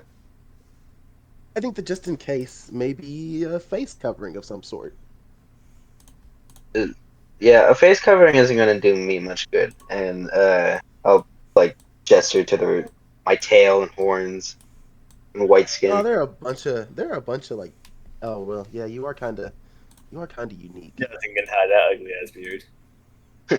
Wear a big. just Austin wear a big shaves. hat.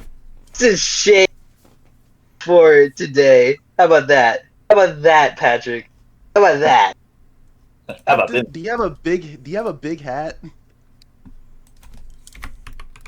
I mean, I'm wearing a hat. A bigger hat, man. You have like horn stubs and things. Well, this hat is specifically designed to make it so my horns go in No, I don't have a bigger hat. Okay, sorry. I'm sorry for questioning your hat. I see why they give you such a big hat. Okay, this should be fine. Should be fine. Whew. Can you tell I'm anxious? I'm a little anxious. Well, I'm a you little should be. scared. You're anxious as sleeping Who in the wants mine. to keep your? If You you just will gave her be. the dagger, you give us Heron's soul back. No. So you're gonna have to Maybe. come up with equal value. Yeah. Yeah. Whew. Okay, there is something I need to. You can, All right. if you want my input on it, you can start by promising not to kill her with it. Yeah, that would probably get me Hey, man, somewhere. hearing that You know, I I just, was killed make me feel better. yeah, Well, I I need a figure the bathroom. only reason she really wants it is nobody can use it against her. I mean, what use does a hag have for a knife that makes you go crazy? Yeah. Crazy? I was crazy once. Did they put you in a room? Maybe a rubber room with rats?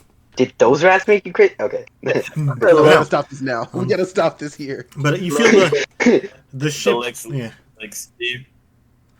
The ship lurches and begins to rise as the same glowing orbs encircle its main mast, and before you know it, you're way up high above the desert, which there is some light around, like maybe some villages with candle torch light, but for the most part, it's just black void. There is no moon out tonight, and AFAB says, we're off, and he starts to glide. And we're going to take a break so I can get a drink, so I'm going to pause the recording. So, as you all are drifting through the night sky, I'll give me perception checks real quick. Perception checks. Oh man, In I'm the about to sky. Nat 20.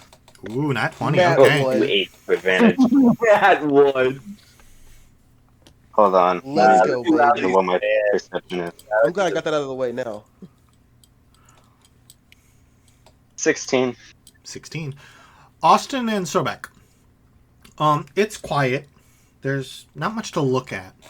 But you both see off to the north where you see the stars, the glittering white dots, but there's a single red dot. It looks like it should be a star, but it's just off. It's bright red. And then you do not see this. You are distracted. But you see this single red dot way off in the distance. Like it's in the night sky. It's not like an object coming towards you. It's just a It's not single... coming at us. No, it's just a single red dot in the sky. What is that? Do I know anything about red dots in the sky? Give me an intelligence check. History, to be exact.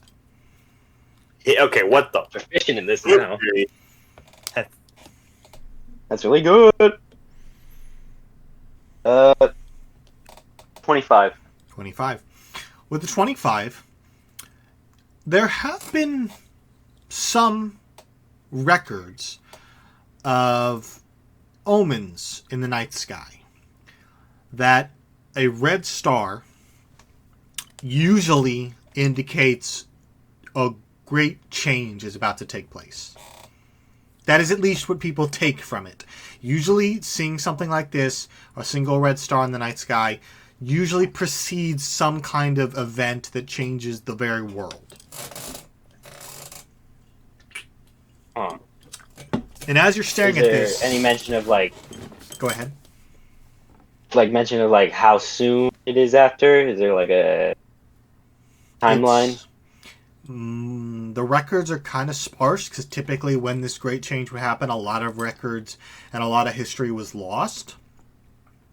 So Okay. it's just a handful of stories passed down about, hey, remember when this horrible thing happened? Yeah, I remember that. Oh yeah, there was this weird red star, and it's kind of like that. It's like oral tradition passed down. But it usually comes after... I'm sorry, the star comes before a cataclysm, and then after any trace of it, any history is either destroyed in the cataclysm, or just lost. But as you both are staring at it and kind of, pondering this, Seer and AFAB walk up. And AFAB goes, yeah, I've seen it in the night sky. It's a recent addition. It's quite odd. And Seer is quiet, and she's just staring. And she goes, "It does not feel good." It isn't. Typically, anyways.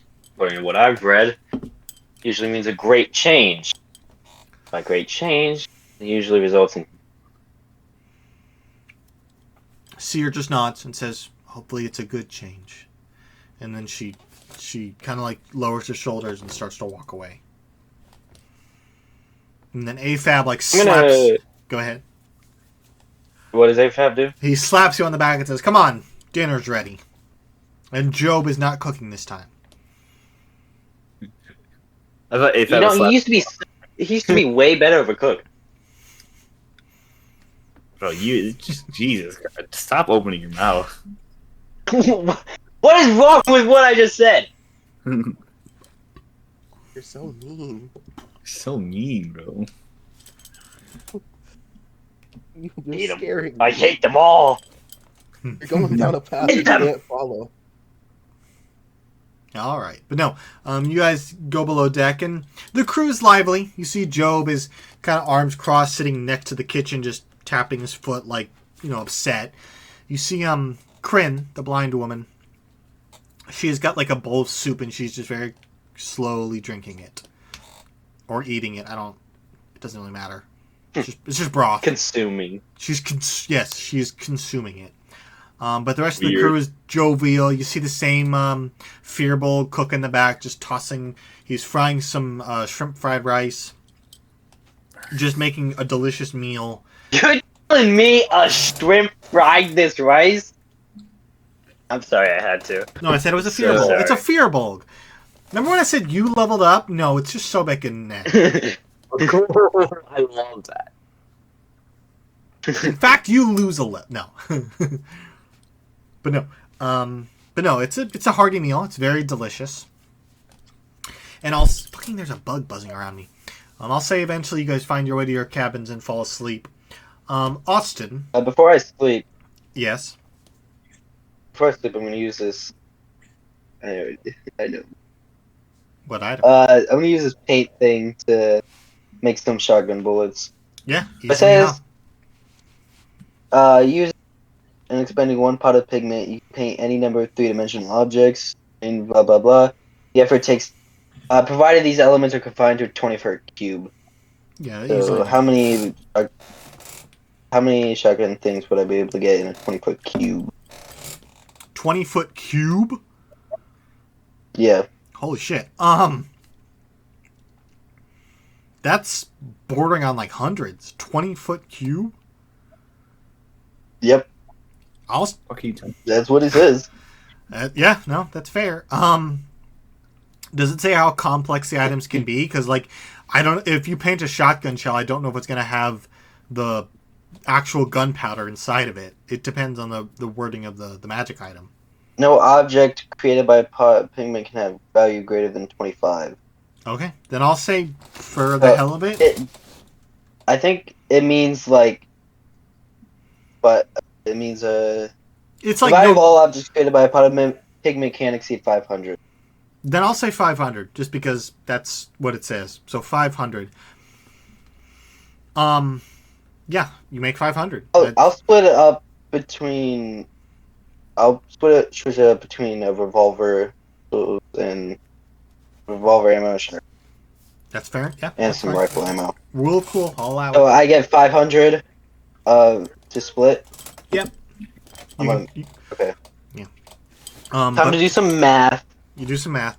Sobek, That's me. as you're eating your meal, you see Seer kind of approaches you again.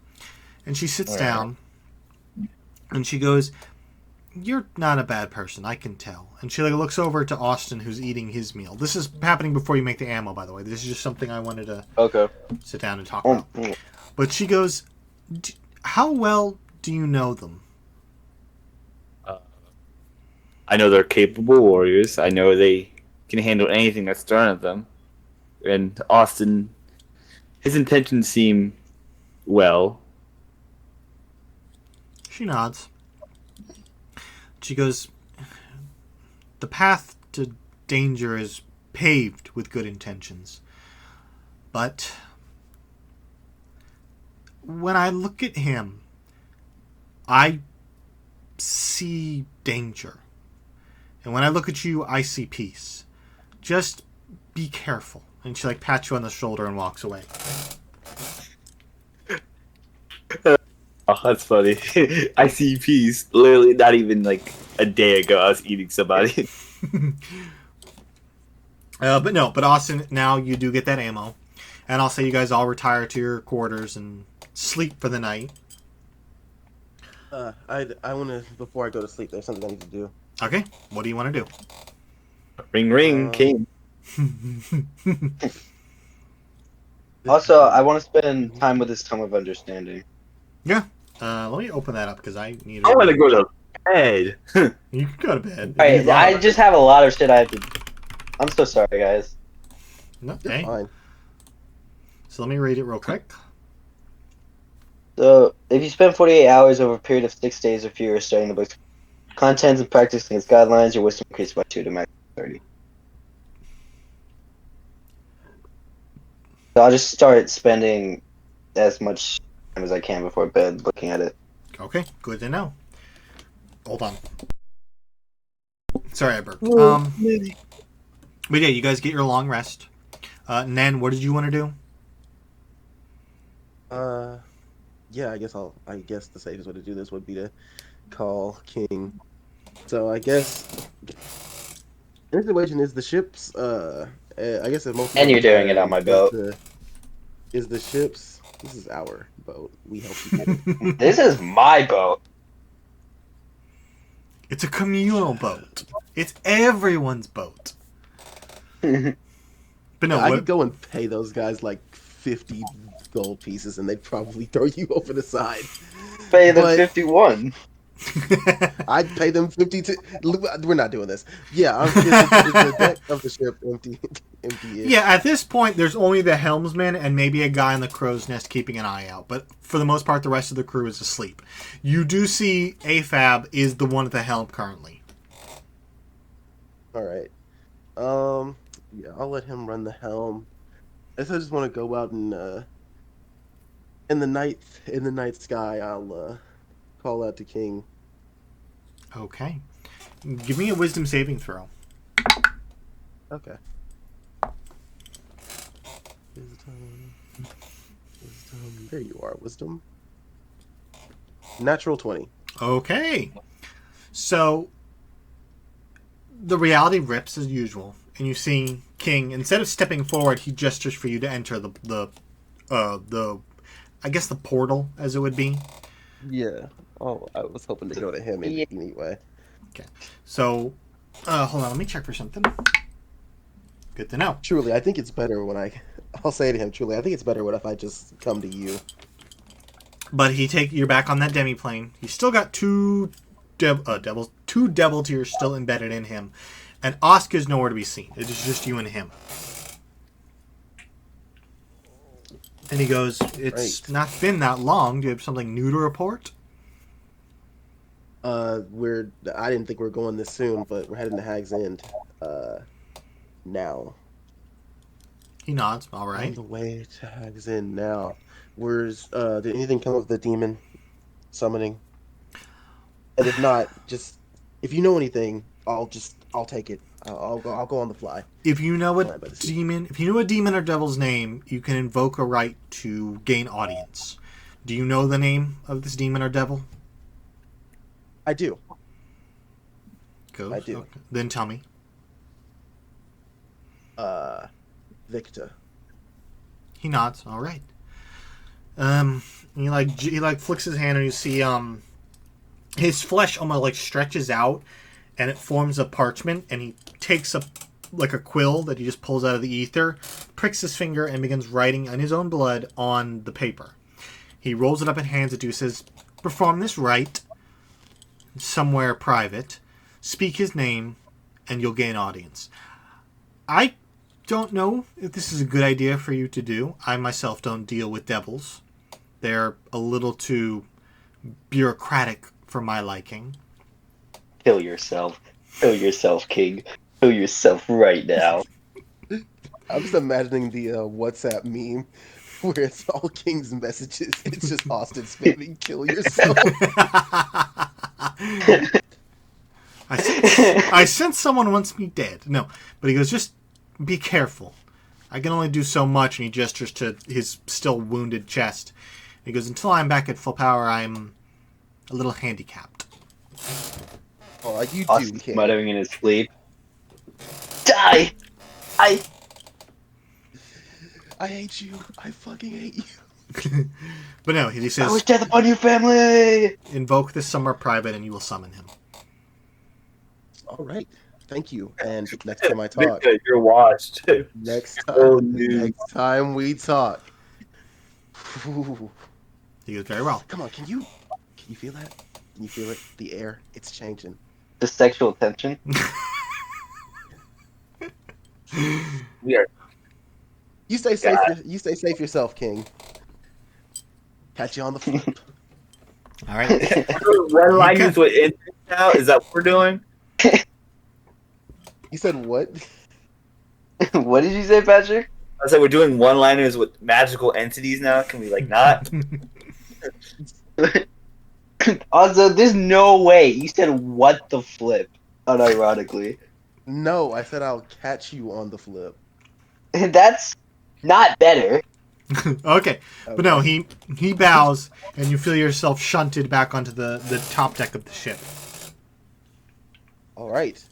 And now, And as to you the turn, cargo hold of the ship. as you turn around, you see AFAB standing there, arms crossed, like just staring at you. And his eyes are like squinting. He's like, "What did you just do?" Oh, you cooked. Nothing that Like, go concerns AFAB. you, man. Make a deception check. I mean, is that deception? It genuinely doesn't concern him. Then give me persuasion. I'm not deceiving him. I don't want to talk to him. 27. Yeah, okay. My. Yeah. He goes, "It's not worth it," and he turns and walks away. Actually, this AFAB, guy, no! is this, Oh, wait. This guy, he's the same guy that told me that Austin was whispering to himself, right? Yes. I believe that was him. Okay, no. Wait. AFAB. He stops. He goes, "Yes, I'm here. What do you need?" This, right now, stays between you and me, okay? Everyone's got a lot of different things going on, and I am not trying to add to them. He just nods. Okay. All right. Thank you. Also, does your ship have a cargo hold? He goes, "Yes, we keep our dry goods, some water, a few chickens in a coop. But yes, bottom of the ship." All right. Thank you. I am surely mighty thirsty. And I'll rush down there. Okay, yeah. It's not. It's like there's like a staircase leading down to the. Basically, there's three decks. I'm sorry, 4 decks. There's the top deck where you are now. The second deck, which is like living quarters. Third deck, which is like the kitchen, and then the final one is at the very bottom of the ship is where the cargo is stored. Okay. Here we go. All right. I will pull out the parchment that King gave me. Okay. bro, even King was saying this was a bad idea. So you look it Because over. of everything that comes. At first, it looks like nonsense. Like just a smattering of strange symbols and some letters here and there. But the longer you focus on it, you feel your vision kind of like cone and like focus, and the words start to come to you. And without thinking, you begin speaking them aloud. And you can feel yourself almost being taken over as you're just whispering these words, and you finally get to the last word, and it just says Victa. And as you speak it, you feel this cold, icy breath in the back of your neck and a hand on your shoulder. And as you turn, you see a tall figure, deep red skin, 2 traditional devil horns, like straight up like Halloween Satan, we're talking. Dressed in a pinstripe suit with a sword on his left and a goblet in his right. And he's got his hand on your shoulder and he goes, "It's been a very long time since someone summoned me. How can I be of help?" Victa, Hey, I don't think we've met before. Well, you've probably seen me, Austin. No idea That's who you the are. that's the common Well, link.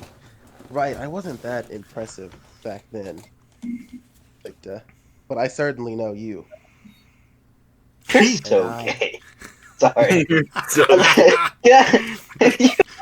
You know, like every time you fair. talk, I just feel the homosexual energy Jesus, radiate. To be man. fair, sexual. to be fair, that is 100% intentional today. It's Okay, but 100% intentional. But he's standing and he goes, "Oh no, I recognize you. You're companions to Austin." And he like draws out his sigh and he goes, "If it wasn't for those hags, I'd have myself a powerful weapon. But no, of course not." And he goes, "But Everybody wants a piece If of it me. wasn't for those hags, you'd have yourself a powerful weapon. How would you like to have one all the same? he goes, he what looks." is this fucking guy doing? He looks at you and he kind of like he takes his goblet and takes a sip, and he goes, "I'm listening. I am very interested. Brother, in you what are you're not offering." going to heaven. Hey, I want maybe life on Earth could be heaven, you know? All right. But But he looks and says, Victor, "I'm listening." Victor, you beautiful creature. Victor, I need you. Plain and simple. Yeah. Simple as that. I need you. You see, you devils and demons, you deal in something that has much more value than gold. You, you deal in souls. Correct or incorrect? He goes, "I'm well versed in the soul market. Yes." And so, if I am aware, it's been a while I'm just since Austin. imagining. I'm just with the stock market, but with souls. I didn't mean to make that roll, but it's been a while since Austin and me talked about you specifically, but w- from what I understood, people he kills people, and you got their souls. Was that correct? Yes. The souls that he sent to me greatly inflated my power and my ego. But no, yes, it was a deal we had struck, and the only reason I broke it was because he started dealing with that bitch. She took my brother Yeah. from me, took my weapon from me, had Oh wow. something to do with my imprisonment. If you're offering Oh your wow. services, though, I'm very much interested. Oh, Oh. I'm offering. What are you gonna say? Oh. Austin, you said something. Bobby, you mean- stupid motherfucker. Oh, Who's this shit. Bobby guy? I don't even You- know. No, this isn't Austin or anybody else. This is Eddie talking to Bobby. You are so cooked. Nah, I'll be fine. Cause I know what you want. I know what he wants. I know what you want. You see, I'm so offering my services. In fact, I'm offering something so much greater than you could have possibly thought when I summoned you. You see, how would you like not just revenge on those hags, but their souls? He just nods. What do you want in Now, return? I want their souls for the duration of my life. Once I die, they're yours. Make a persuasion check.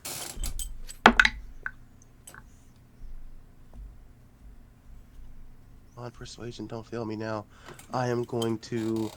Oof, that would just be a 19. I don't want that to be a 19. I want that to be more. I'm going to use a luck die. Okay. I'm going to use another luck die. He's lucky, guys. Can you use 2 luck die? 26. I don't think you can use 2 luck dice. Let's. I don't think there's a rule against it. Let me look at them. Roll cool. I'll look at 'em. I've seen people use more than one luck die, so, but That doesn't mean that the rules say you can use more than one luck die. I can use when a creature rolls. Oh no, this is luck. Okay, I have 5 luck points. I can spend on the benefits below. Advantage. Yeah, it doesn't say there's a limit. It just says I can use it for advantage. Okay. Which Good to means know. you can only have one thing of event. You can't. Yeah, you can. That is true. You can, but you can pick between the two. So if it's worse, you can stick with a 19. It wasn't. It was just different.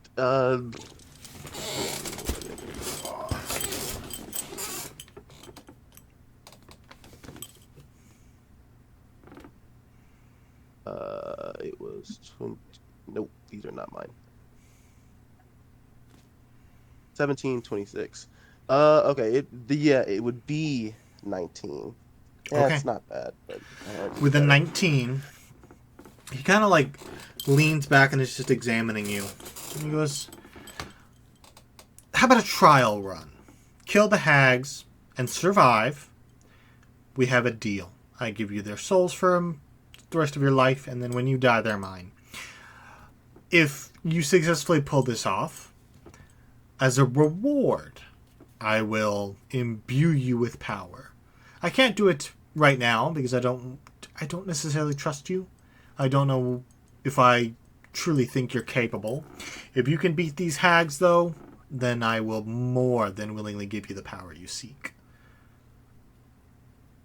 of course. And but there's one other thing I need from you. See, I've I've heard the stories about dealing in devils. So I need absolute assurance from you that you will never seek bring harm against me. Of course. You gotta shake on it. Come Yeah, on, he you gotta holds shake out his on it. hand. Yes. Just yanks your Oh soul. yeah. You shake his hand? I don't think you. Yeah, I'll take his hand. All right. Won't you shake a As you horse in his hand? As you clasp his hand, you feel this Yeah. heat. You feel like a radiating heat, and as you pull your hand back, you see on your palm is now a symbol that looks like what? How do I want to describe this? It You're looks marked, motherfucker. it looks like a dog's head. The mouth is open and it's spewing fire. Ah, But as you look at it, it fades away. no. I don't think you just don't understand what you have just done. You can't possibly see it yet. You can't, but what you've just done has already improved your life by leagues. He shrugs. We'll see. I'll show you. Exit out. He like Now, he- I do want to ask. yes. One hag. Trial period. One hag first. Yes. Not all 3. Just one. Just the main one. The arch hag. That is all I can. Motherfucker, what are you talking Just about? just the main one. Just the maid when he says. The arch hag Rena. I think we can make that. I think we can make that work.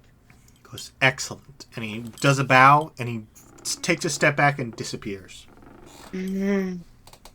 All right. All right. Yes. When I'm in a competition of who's the dumbest person and my opponent is Ned. I am so close. It's time to rest. He's gonna go. All right. So you head up and get a good night's sleep. The next day, you guys have exited the lawless land. You are no longer like above the desert. You are now in the mountains, closer to Psycha. You're still maybe a day or two away from Hags End. Like, you're going fast. Like, the captain is full clip, just going for it. But you're still a little ways off. Yes. Can we see Psycha? Can we see? Not yet. I'd say another couple hours. I'm gonna talk to the captain. Okay, yeah. You find a I want to make a stop. Stop being a Rip Rogan. You see AFAB. He is up by the helm with a map, and you see he's plotting a course, the quickest course possible. And he sees, he goes, "Oh, Austin, yes. Is there something you needed?" We need to make a slight detour. There's a place called Psycha I want to stop by. Oh, yeah, Psycha, of course. And he like flips over his map and he brings up the Valley of Psycha, and he goes, "We could make a stop. It's no big deal." Thank you. Argon's waiting, bro.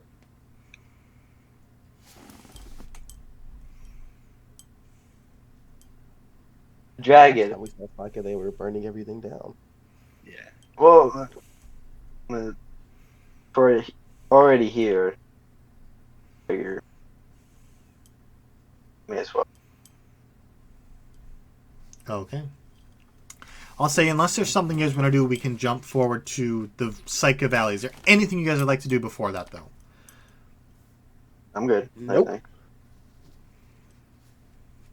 Okay. So, I'll say it takes about another day. And on the morning of the final day, you recognize the mountain range, the valleys. And you see in the distance Psycha. There is a plume of smoke rising up from different portions of the valley.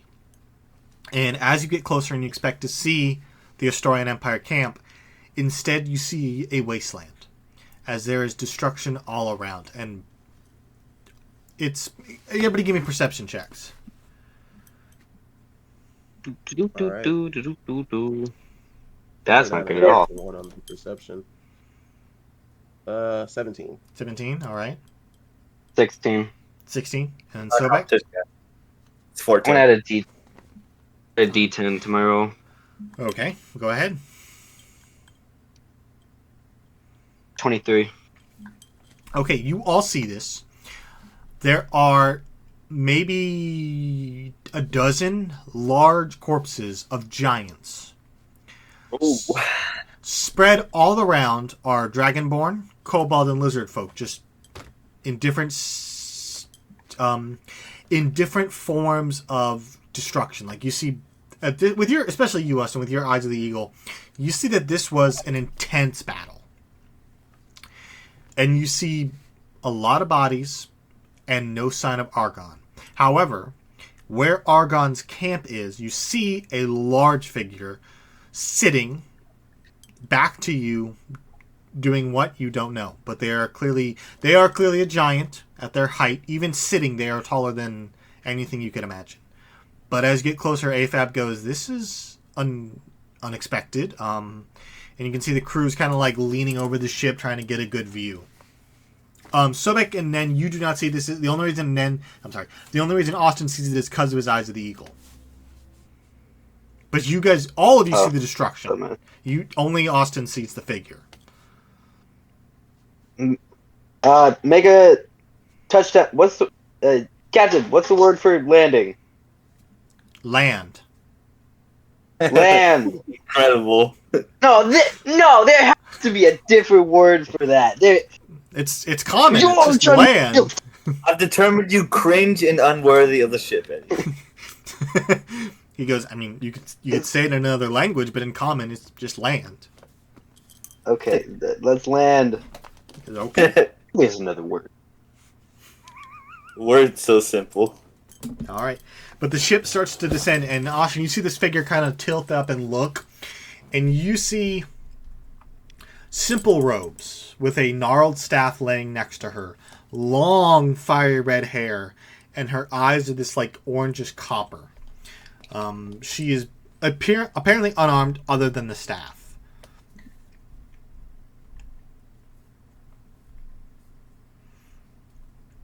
Okay. But as you approach, the figure kind of just looks at you and then goes back to whatever they were doing. And as the ship descends, does not acknowledge you at first. Oh, once we land, I'll begin approaching. All right. She stops and she like glances over and says, "What an odd sight. You're not from the Empire, but you're also not from my lands. Who are you?" Name's Austin. We're the one asking questions here. She goes, To her in giant. Okay, yeah, the second you say that, she raises one eyebrow, and back in giant, she goes, my name is Shosh. I am a funeral bearer. What here? What happened here? And she gestures. A battle. Well, yeah, that much is obvious. Why did they fight here? What was cause conflict? Who are you? Like, what do you? Bro. I have lots. She kind of laughs. She goes, there's a war going on, if you did not know. I know there's a war, but why is Psycha in the middle of it all? Because that is where we landed. She goes, we arrived at Hags End to very little resistance. The Hags had no interest in us, so we simply continued forward. We we knew they were here. We knew where the dragons rested. We ambushed them. Argon fled, left his men to die. We slaughtered them, but most of them retreated back to the north. They took their slaves, they took their equipment. My men have already scavenged for what was left. You won't find anything on the bodies. I am just here to see that my kin are left to go to the great beyond. Why are you here? Disturb you. I have business to attend to. She goes, very well. Passing by, and I wanted to check on this place. Very well. Check on it all you like. And she stands, and you watch as the robes fall away, and she's wearing thick black plate mail armor, and she has 2 gigantic axes on her back. And she stands to her full height of about 18 to 20 feet, and then begins to walk away. Mama, let me talk. I go through the bodies and see if I recognize anyone. All right, give me an investigation check. Anybody who's checking bodies. Okay. Guess I'll give it. Yeah, you know what? I'll investigate too. 10. Yeah. 10. Okay. 18. Okay. I think that's a 13. Okay. You do not see any named people. Most of the bodies belong to, like, your standard foot soldiers, lizard folk. You see a couple, like, maybe sergeants, dragonborn. I'm looking for Psycha residents. Psycha residents? You don't really see any. Like, you go into where Psycha was. It's at this point, it's just a scar in the earth. There's nothing left. The sinkhole has been covered by debris and is completely... You could probably dig it out, but it'd take a number of hours. Cindy's shop is gone. The tavern's gone. In the center of town, where that stage was, when you first saw King in his new form, the stage is broken and scattered about, and there are maybe 10 kobold bodies frozen in ice.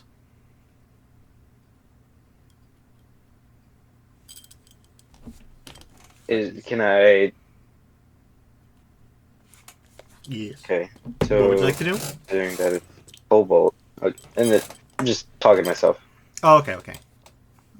All right. I guess begin digging up the hole, the underground. Okay. As you begin to do this, AFAB brings a number of his own men, and you start to clear out the hole. Oh, sorry. Hold on. Sorry, I swallowed them. I went to the wrong pipe. But no, they start to dig out. It takes you about an hour, but eventually you have enough of the sinkhole open where you can see that same passage you traversed early on.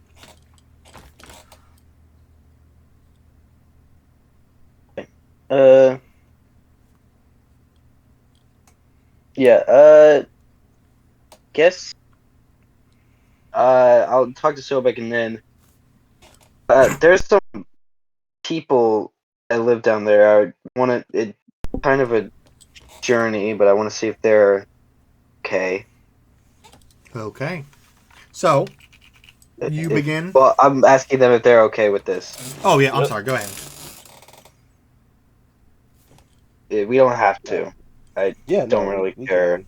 that much, but Oh, just want okay. to. I mean, yeah, if it's a quick trip, sure.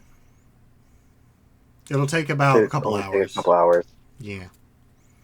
Yeah, well, I mean, quick in the. Sure. Go. Okay. Yeah. You guys start heading down. AFAB says, we'll stay up here, keep an eye on things. I don't think the giant's going to cause any issues. And you guys begin to descend. Thank you. And to make it quick, it takes maybe 5 or 6 hours of of just slow walking, descending the tunnels until eventually you hit that same large cavern. And in the distance, you do see the Kuatoa village, and in the center, the large, almost like a castle, sitting in the center of the lake. They seem to be intact. There's no signs of combat. There's no destruction. You don't at this distance. You can see with your eyes of the eagle, Kuatoa moving about the village as if normal.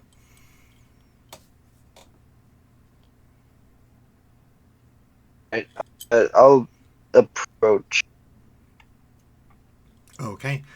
They see you and they recognize you and they immediately go, "Oh!" And they run up and the male Kuatoa are shaking your hand. The children are like, Please don't touch me. We've already established this. I will never watch this. Oh, is this the fish people? "It's the fish people." Yeah. Yes, Oh, the goats. Oh, I again. a throwback. Yeah. Sobek Hi- is the only no, one they hi wouldn't first time. recognize. No, yeah, hi first time actually. No. Oh yeah, No, that's no, right. hi You were... first time. That last time was Sovereign. Oh yeah, you're right. You're right. Okay, yeah. But they clamor around. They pat you on the shoulder. The children are running around, just playing games. Eventually, you do see their leader, the king, and he approaches, and you see his demeanor is a little off. He's a little not confused, but more unexpected. And he kind of walks me and goes, I did not expect to see you in such short amount of time. What? Well, we heard the commotion from up above. We thought we were done with the surface world, but apparently you're here. So I'm guessing no survivors are down here. Because, no one has come down here other than Heren and that strange mechanical fellow.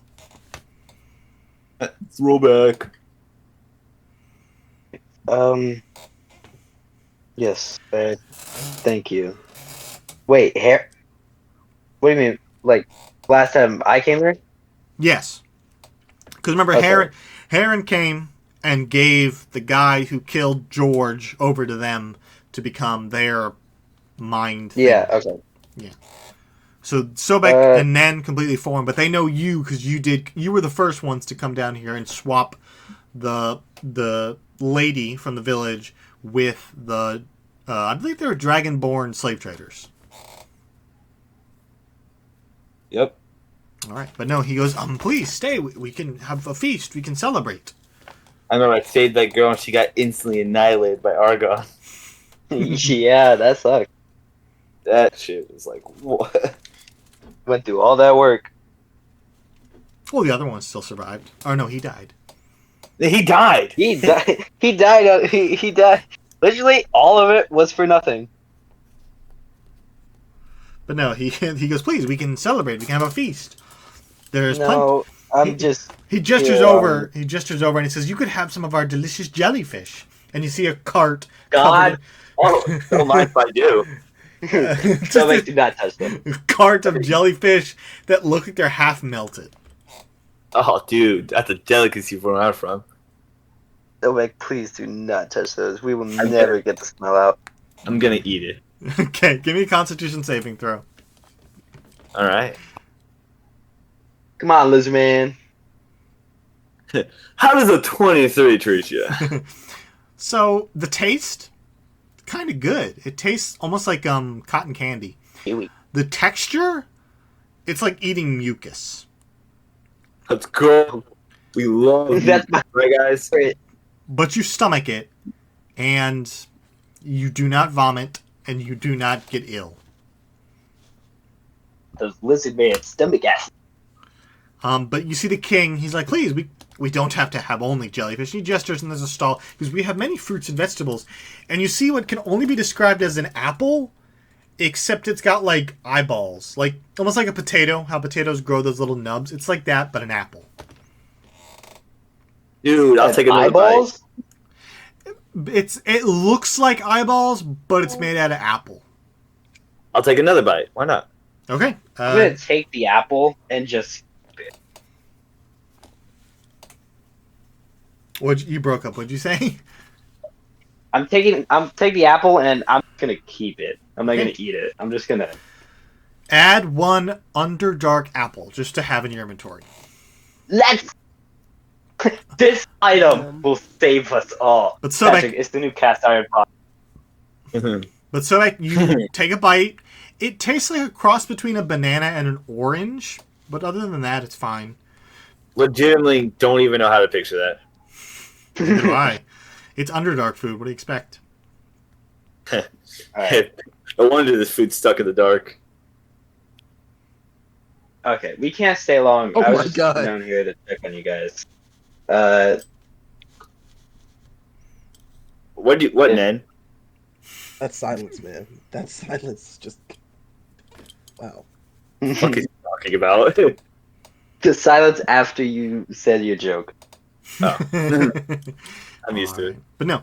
Anyways, but You see the king. He's like, okay. The man you brought us, though, he is fine. We feed him. Don't care. Jinx! But he goes, he is well taken care of. Can I pay you gold? Do whatever you want with him. Like, you could honestly be less fine. He goes, okay. Hopefully you return. We always look forward to seeing you. You are heroes on our eyes. Yeah, you're Right, they're not even gonna ask what Heren is. Fake fan base. You had a genie and you didn't tell me? Fake. All right, but it takes you another 5 or 6 hours to get out of the cavern, and you emerge. It is now nightfall. You see Afab and his men are sitting where the giant was. The giant is now gone. But they have built a fire, and they are currently just sitting there waiting. Alright, let's load up. I'm gonna go. They see you, and they go, of course. Right. Ooh. And they load back up into the ship and take off. And as you... sorry, I'm coughing. As you get to the apex of the height, at this distance, you can see Psycha. You can see Hags End. It's on the very edge of your vision, on the horizon. It'll probably take the whole night to get there, and you will arrive at the early morning hours. How much of this book can I get through in the time that we're on this ship? Well, it depends how many hours are you... Because since you started, it's only been about 36 hours. I'll spend all the time that I have available reading it. Like, Okay. when I'm not sleeping. And That's good to know.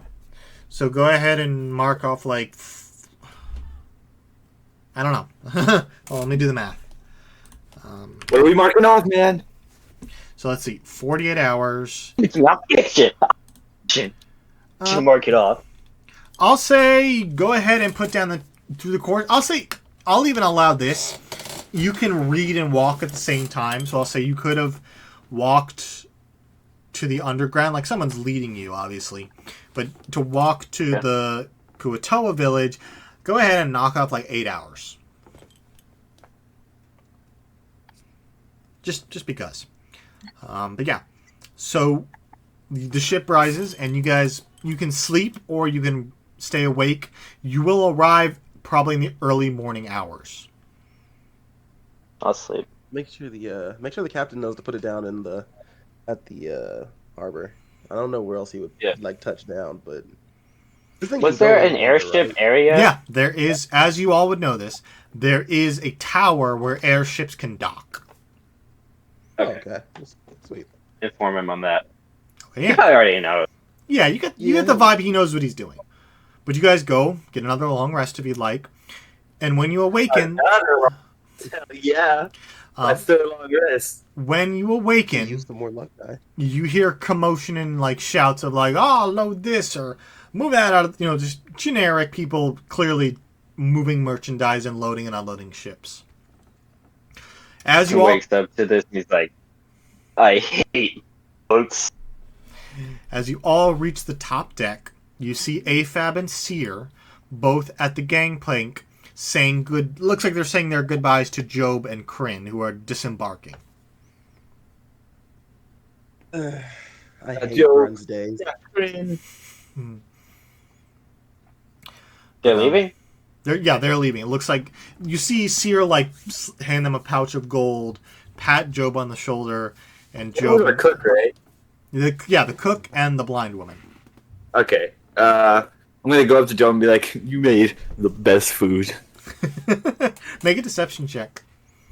Deception. Oh, wow. I'm telling the truth. He genuinely believes it. Okay, so Beck, you. Tobin ain't a guy raw, bro. He's not a fine dining kind of guy. Okay. He goes. I'm so appalled that you think I was deceiving him. Because I appreciate that. Meaning my cooking has dipped in quality, but I appreciate you. I believe in you, Joe. He goes, hopefully I can find work here, and hopefully I can find a place for Kryn. Wait, hold on. Actually, before you go, I just had a realization. Joe, do you know who my... Have you met my mother? No. How the fuck would I meet your mother? Because they were all you met your slaves mother? together. He goes, no, I'm not familiar with your mother. No. Okay. Thank you. What's her name? You're inspired by Anakin, Wait, what's her Eddie. name? What did you say, Nen? What's her name? You didn't tell him her name. I don't know. Oh. Fuck. I'm sorry. He When I got... Go ahead. You go. Go ahead. There you go. He pats you on the shoulder and goes, and you can see he's like stuttering. He goes, I knew your father, yes, but none of us really knew your mother. Your father really never talked about her. I can't help you. And he like taps you on the shoulder and starts to walk away.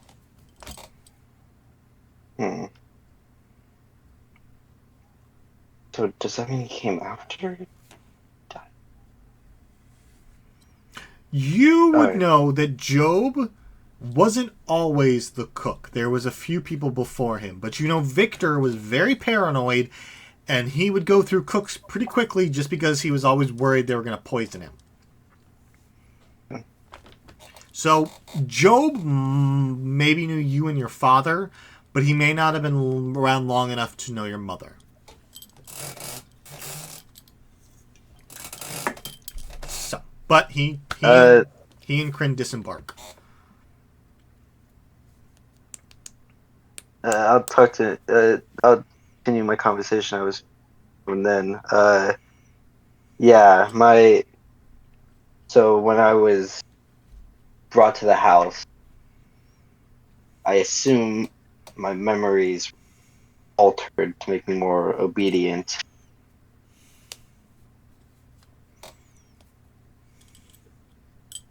Oh, jeez, that's rough, man. That's rough, buddy. I I knew he was gonna As soon as say. I heard rough. I tried to avoid saying rough, and then I was literally thinking I should say something that's not rough, and then I said rough. All right, whatever. I'm sorry. I'm sorry. Yeah. I'm hoping that when I find the woman who did it, and give... I don't know, in my mind, it's like jumbled mess. Stairs leading to nowhere. Rooms that don't make sense. So many locked doors.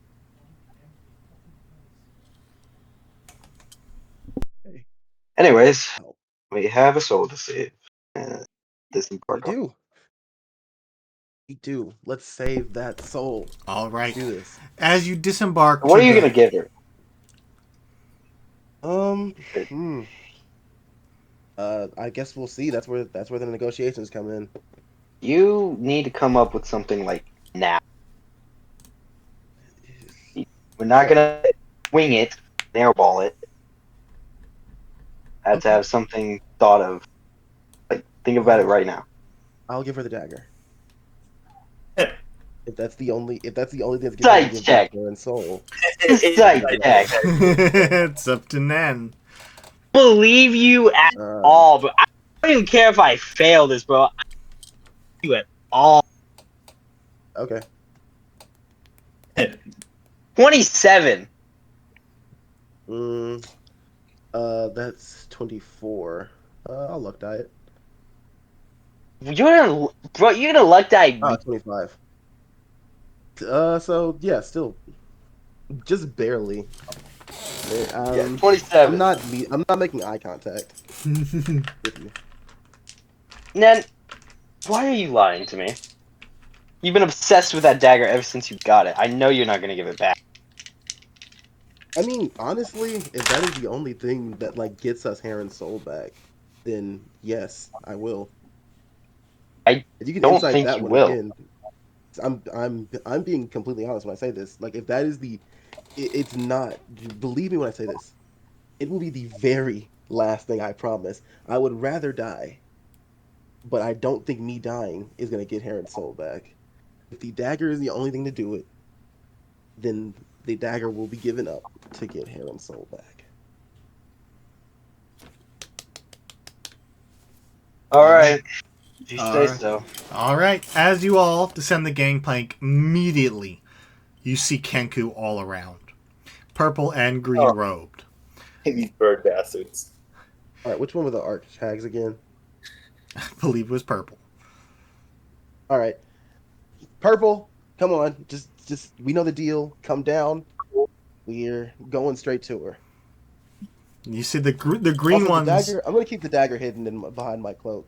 Okay, the green robed Kenkus disappear as the purple ones kind of descend, and they kind of caw at you, and then one mimics your voice and says, "Come, come," and then starts to head to the elevator.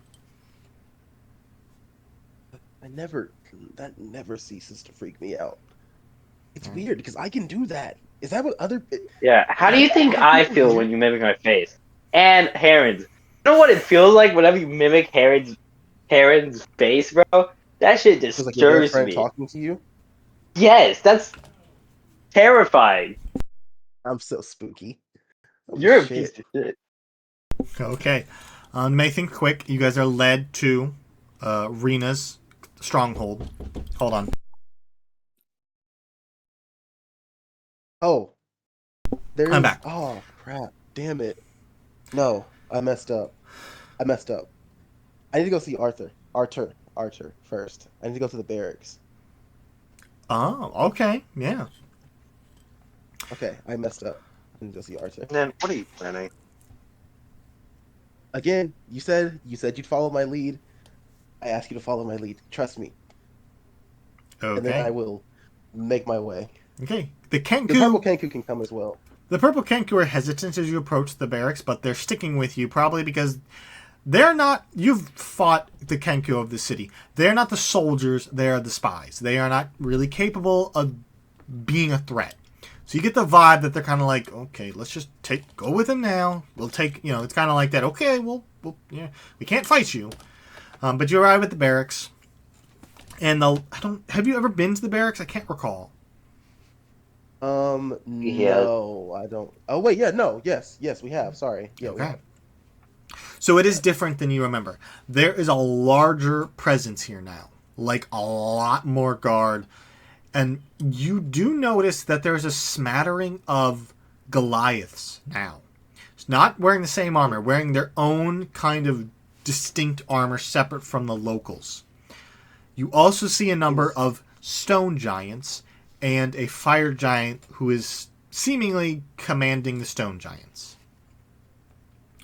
But you arrive at the barracks, and two regular human guards kind of they put up their hand like, what business do you have here? I seek the soldier, Arthur. Oh, Artor. Oh, Yes. I will fetch him. And the guards Thank you. one heads into the barracks as another one takes his place. And after like 5 minutes, he comes out with Arthur, and Arthur's like, "Oh, I did not expect to see you again." Yeah, well, it's been a while.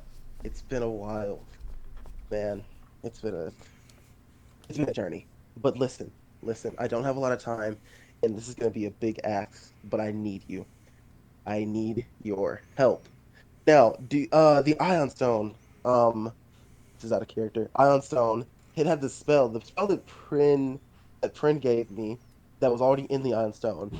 Is that a that spell was, I forget exactly what it was, but it was like a camera thing. Like showed it followed one Arcane of us Eye. around.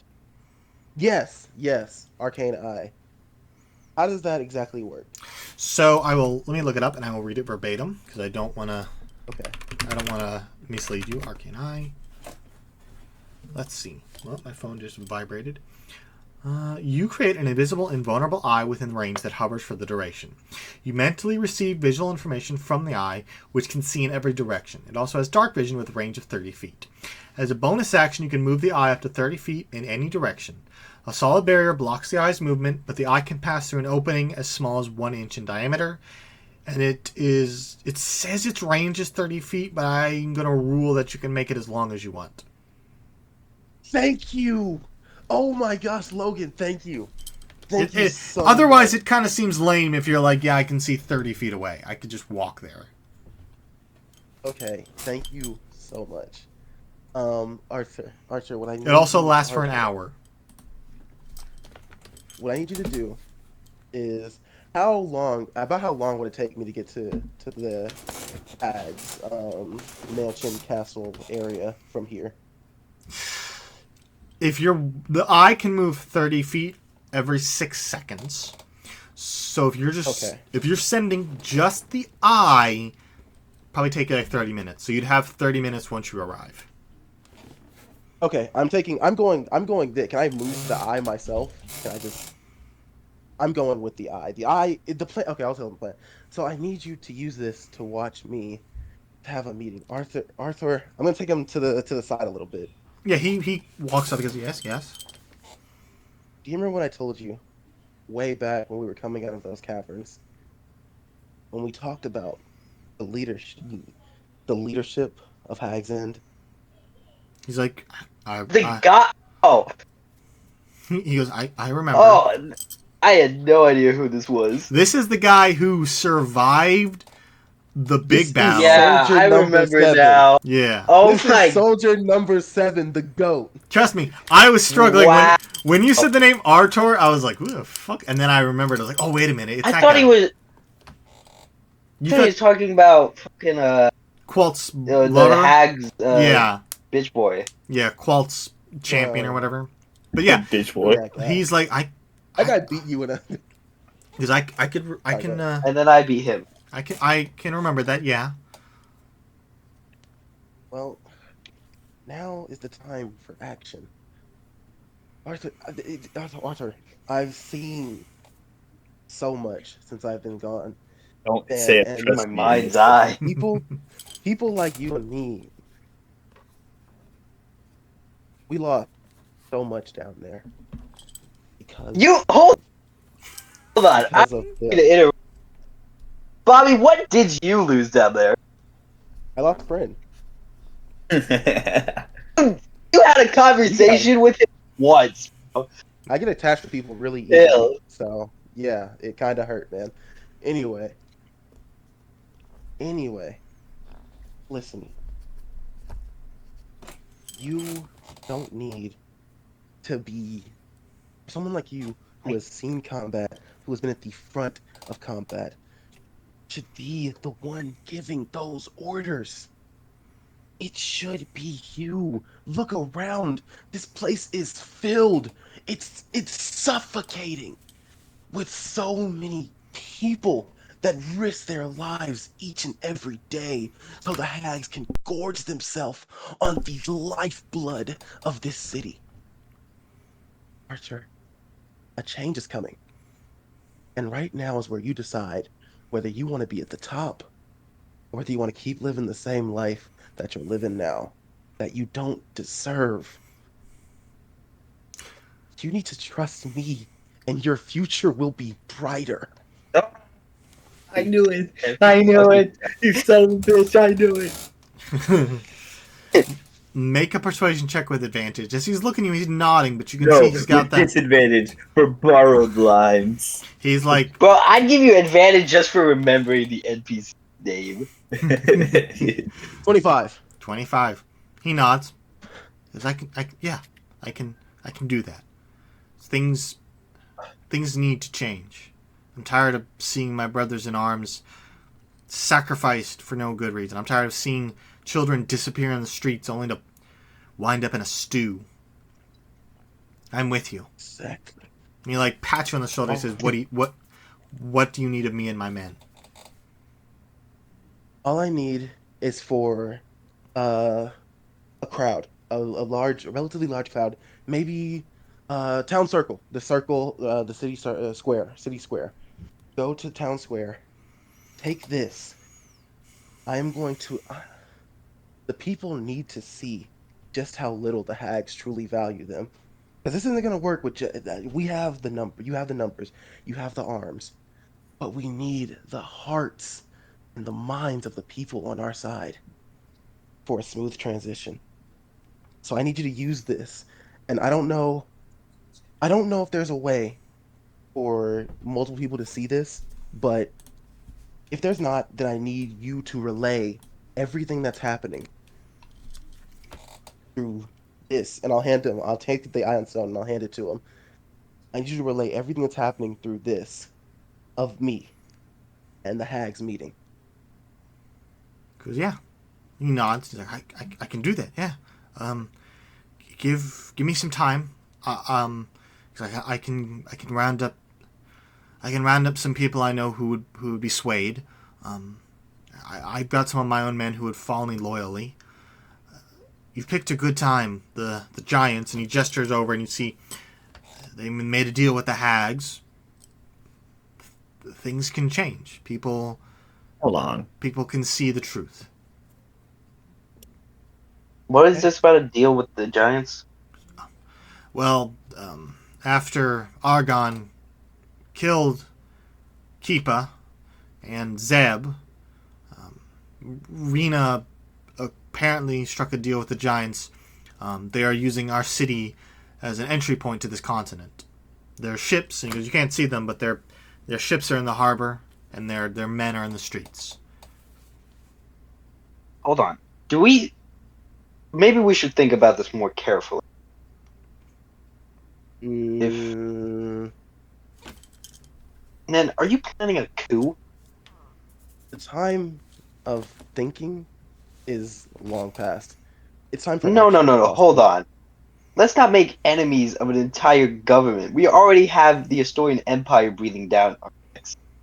No, You really want to piss off the you giants too? have the Astorian Empire beating down your neck, and we don't need to piss off the giants. There's no. I don't have a need for the deal with the giants to come to an end. No, I don't. Their deal can continue. Their deal can be better. I plan on making it better. I plan on making it brighter.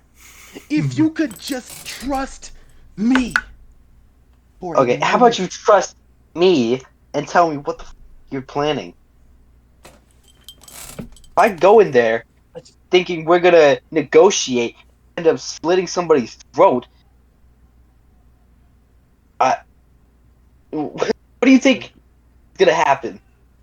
Austin, you and I are two people who had nothing in life. Our birthright was to die in a ditch somewhere, amounting to nothing.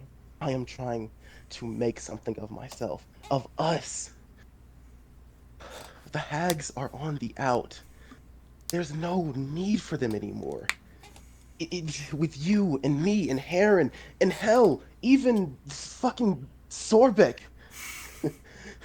That's crazy. It's not just the Sobek, not just the lawless lands, but Hag's End, and not just Hag's End, but the Storian Empire and the entire lands. If you will, I am behind you.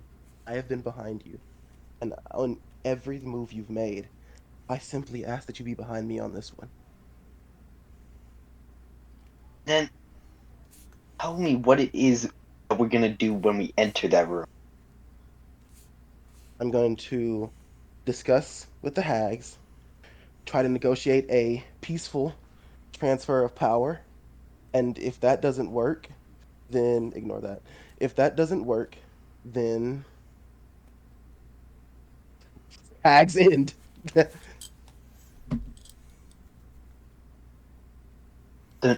our Heren, does he fit in all this? Heron's soul is that's the first thing we're going to get. That's the first part of this. Heron's soul is it's ours. I won't lie to you. It's essentially guaranteed. Heron's soul is ours. You know what? I'm feeling just stupid to. Let's do this. All right. Let's do it. All right. We're going to pause there. I got to use the bathroom. So we're going to pause. We're going to keep going, but I just got to use the bathroom. I'll be right back. So, All right. Artor's like, as you guys are having this discussion, he goes, I can round up some of the loyal men. There are some people I know in the streets who would gladly gather up some civilians and make a statement. I like this plan. We can make it work. Right. And it needs to be exact. The people need to see. I don't know if there's a summoning circle. I don't know if that would even work with this. I wish there was a way to project. Do you know any like wizards or any magical people? He goes, I know a few magic users, yes. Well, just we'll take our time going there. I just need you to ask around and see if any of them know any way to maybe project this into the minds of the citizens. I just want everyone to be able to see the truth. Give me an hour. And he goes, I can arrange this. And he He'll have it. Say again? I said he'll have it. You'll have it. He goes over to he goes past the 2 guard and heads into the barracks. 5 minutes pass and you see the door open into, not dressed in like armor, but dressed in like leathers and robes. 2 men, one goes east, one goes west. And then Archer comes out and nods to you, says an hour. And then he holsters his blade and heads off into the city. Who wants lunch? I think we should get lunch. I am not. I am. Yeah, I don't want to go out on a. I don't want to go into this on an empty stomach. I think we're gonna throw up.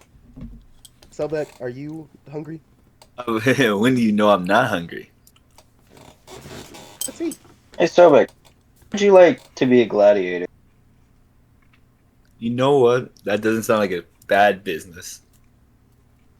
Oh, well, my uncle Alghead is off playing the game. If you want, you can go kill him after this. You can be a champion. All right. So, what are you doing for that hour? I want to go to the magic item shop. Okay. I'm gonna go get something to eat with Sobek. Okay. Let me open up the magic shop. We're going to Wendy's. All right. So Sobek and Nen, give me an investigation check to see what you find. Oh my god. I got a shitty roll. Must fight at Denny's. I'm not eating if we go find a titty. Oh, Hold on. Why are we dissing? Listen, okay, wait. If I lived here for a while. Does that help? Oh no. We have a map. You have a map. You lived here? Yeah, I've lived here. That's all I have for my backstory. Is just was in Hags End. Okay. So that's it. That's it. That's That's just the crazy. one You thing. have advantage since you lived here. Okay, I'll roll it again. As you like trying to rack your brain, like what is a good restaurant? Unnatural 20. Okay, so restaurants, they're hit or miss. Some are very nice, some not so much. You know a popular place called the Witch's Pot. It's a smaller that sounds good. smaller restaurant, serves kind of like cafe food, but it's always really good. I'm sorry, Logan, when making like restaurant name or no, not restaurant names, He but like cooks. he cooks, bro. He cooks. Like, are you He the be chef? cooking. Like, you're cooking. The witch's pot. That's so fire.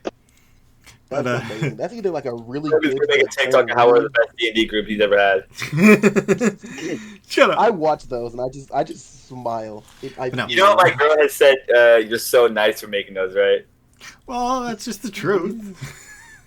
But no, but the Witch's Pot, and as you arrive, I'll say it's still in the morning, so it's not like a busy rush. They're probably open serving maybe breakfast for a little bit longer. And as you enter, you see what can only be described as an elf, but their skin is bright orange. Their hair is made of leaves, fallen leaves. They have their ears are pointed like an elf, and they have two antlers like a deer. And looks like they're plating like a donut, and they see you, and she goes, "Oh, hello!" And she goes, I'm not familiar with you. Are you new customers? First time here?" My first time. Is it your first time? Yes, my first time as well. This is the first time he's ever been to Yes. Hags End. Our first time. She goes, "Oh, well then," and she she puts the donut down and she slides it over to what looks like a halfling man. She goes, "Well, here's a menu," and she produces two small paper menus, not laminated. Obviously, it's not existent, but she hands them to No, you. forget that. Don't even need a menu. Everything for everyone. We'll Well, I'm buying drinks for everyone. Yeah. will She's- 500 gold suffice to? In fact, let's feed everyone for the whole day. Will 1,000 gold do that? She goes, you see, she's caught What? off guard. She's like, that's very generous, but 100 silver would cover anyone for the day. I mean, everyone for the day. Anyone who comes in. Maybe 200 silver. I could not imagine. Yeah, take 100 gold. you like hand it to her, and you can see her eyes are wide. She's like, of course. And she's completely caught off guard. You get the vibe that the restaurant is nice, but it's kind of tucked away. It's like a hidden secret. So you get the vibe that maybe she doesn't get too much business. But the fact that she give her this gold and she lights up. And she immediately pours you to a nice cup of coffee, adds some cream to it. She heads into the back and comes back out with what looks like some freshly baked rolls. And she slides them. She goes, "Please, enjoy. If you need anything else, just please let me know." And the halfling, who was the only other customer in here, he goes, "Hey, if they're paying," and he holds up his cup of coffee for a refill. It's a Denny's. And it's like a donut shop. Yeah, it's like a Yeah, pastry okay. shop. They serve breakfast, lunch, probably closed for dinner. About the Dunkin'.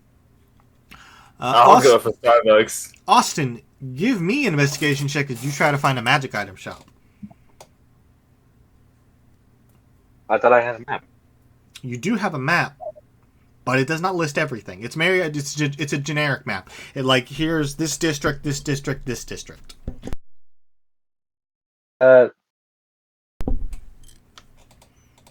8. 8. No, I'll add a D10 to it. Okay, add the D10. 18. Okay. So you ask around, and people are a little skittish. They're like, "Oh, I'm not so sure," giving half answers. White tiefling. Until you eventually run into a drow woman who is tending to her garden out front of her house, and you kind of approach, you're like, "Hey, do you know?" And she goes, "Oh, if you're looking for a magic item shop," and she does a quick glance over her shoulder. Enter the magic item shop, right? Yes. And you mention this to her, and she's like, you don't want to go there. if you really want some good items, there's a shop called the Hidden Hideaway. It's in the bowels of this city.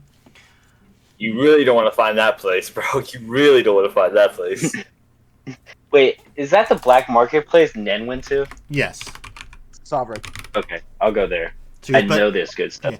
She goes, it's called the Hidden Hideaway. It's in the bowels, in the Underdark. But they sell the best at reasonable prices. And you get the vibe that since she's a drow, she's probably very versed in the Underdark. Racist! Okay. You don't find a magic shop. You wander the streets for an hour. It was a joke! In fact, you lose your pistol. It was a joke! Wow. I'm joking. But no. You head to the... She gives you guidance. She's like, just go this way. When you meet the guard, just tell him that Ophelia sent you. Thank you. You arrive at the predestined location, and you see there are two. One is a drow, and then one is kind of like a grayed skin human, like with very blank features. And as you approach, the blank feature, the one who's kind of off-putting, transforms and looks identical to you. Neat trick. And the other guard goes, yeah, just to throw people off. What do you want? Ophelia sent me. I'm shopping. They both look to Oh, you. that picture was money. They look to each other. 20 gold.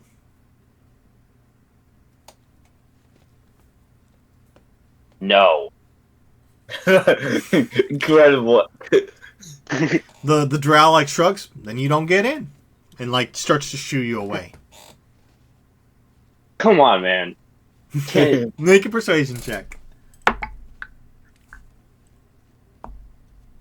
I'm good at these now. Never mind. 12. 12. He goes, okay. 30 gold.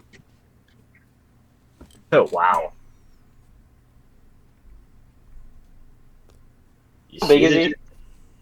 What'd you say you cut out? How big is he? He's Does a he drow. look like? Does he look competent He in a looks fight? like he can handle himself in a fight, yeah. Like he looks... With me? Oh, one-on-one, you'd kick his ass. Okay. Here's how it Listen. Fuck you, Patrick. You stole my line. I'm gonna put a gun to his forehead. Okay. You see the one who looks like you is like reaching for his blade, and the one you're putting in the forehead, he goes, hey. He goes, hey, buddy, no. Yeah, it's a joke. No, give me an intimidation check. With advantage. I'm gonna say something.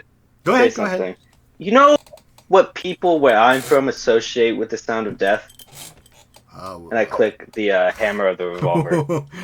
You can see he's sweating. In intimidation with advantage. Am I getting that 20? Nope. 30.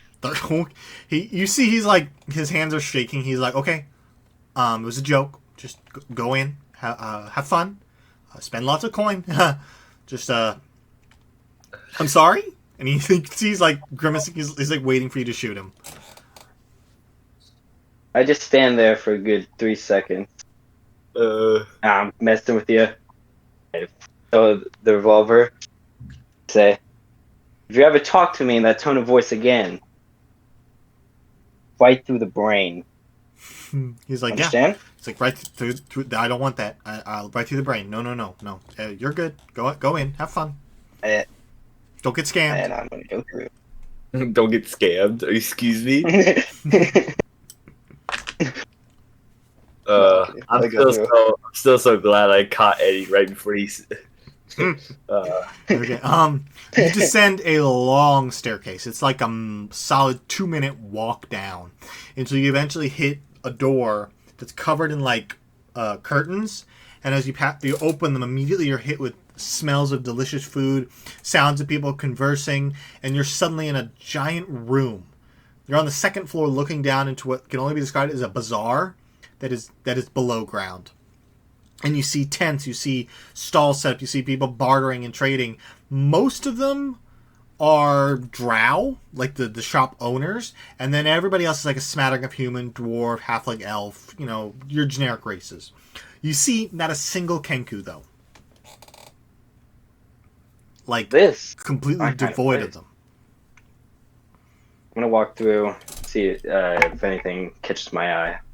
Okay. Okay.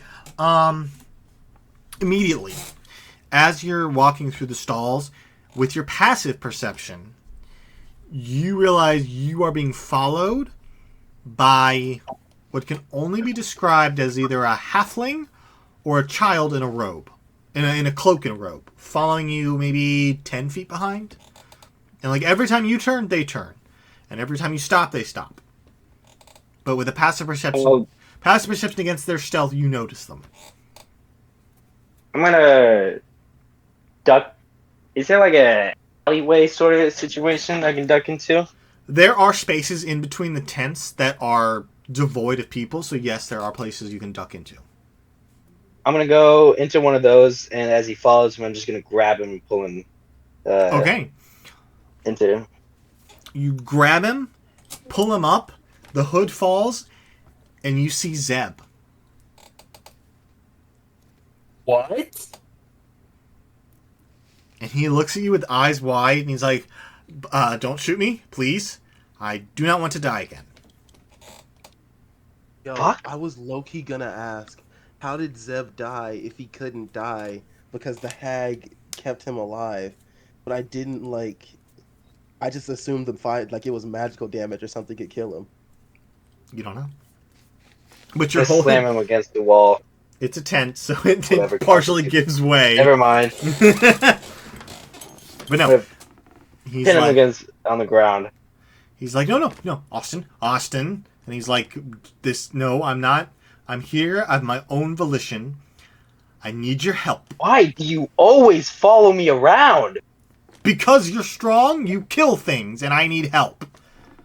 Yeah, everyone wants a piece of Austin. What do you want? I want to help you, so you'll help me. Heron's dead. I know that. I can get him back. Yeah. Explain. Heron's soul is currently in the Endless, the little demiplane that Rena sends people. I can get you in.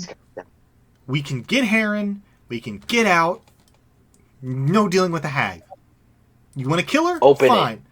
Because I can't open it. It's not like something I have access to. Look, after the dragon fight, things went south. Keepa betrayed her mom. Big mistake. Rena didn't like the fact that I died. So she kind of cut me off. I've got nothing. You help me, I help you. I get you Heren, and I get you into her vault. Fine. How do we do this? Okay. I know of a single place you can access her demiplane without her knowing. It's a shack in the poor part of the town. I used it to go back and forth. She doesn't know about it. It's just something I used, so when she pissed me off, I could leave for a little while. Meet me, and he gives you like the exact location. He goes, meet me there in an hour, and I'll get you Heren back. His soul is trapped there. Soul's trapped there. Can I make an insight check? Give me an insight check.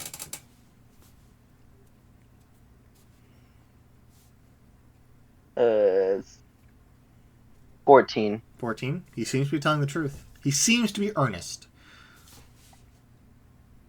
Okay. He's like, the hags want nothing to do with me. I've been kicked out, per se. I've lost my power.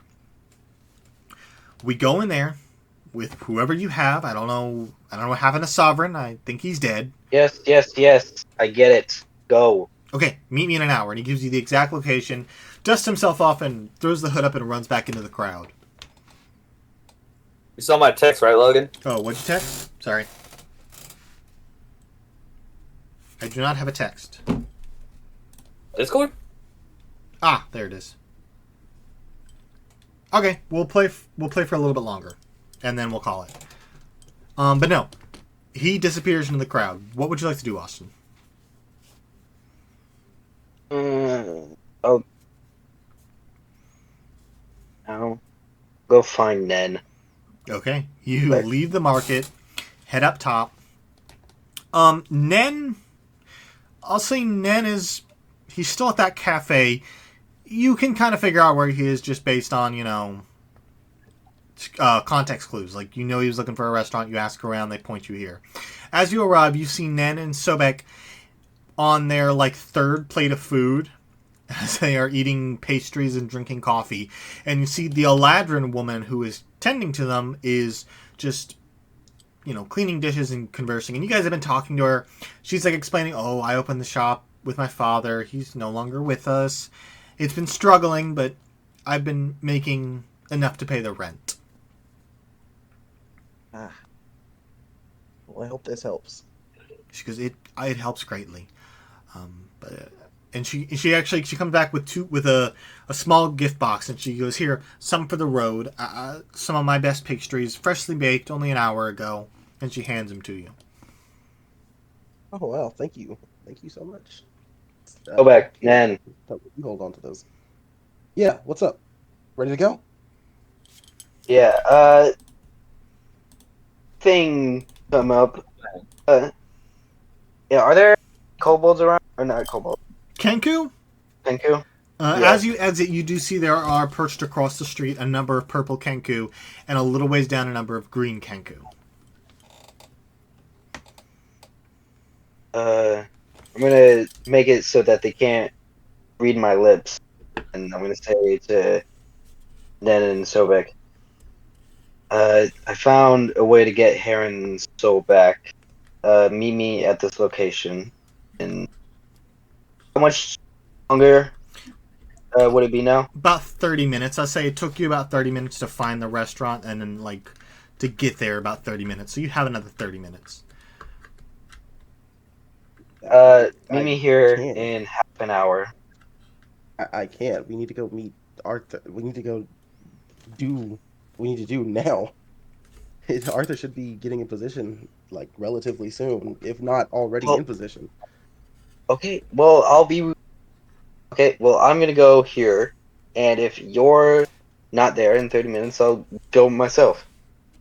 I need you here with me. For what? In case things don't go as planned. Then you're good. Trust me, you'll be fine. Okay. This is the best way best way for me to make sure Heron's soul will be saved. You can understand that, can't you? Yeah, I can understand that. Nen, you can trust him with the plan. You can trust me with Heron's soul. I can understand that, Austin. Thank you. And then I'm sorry. No, it's fine, Austin. It's fine. You're good.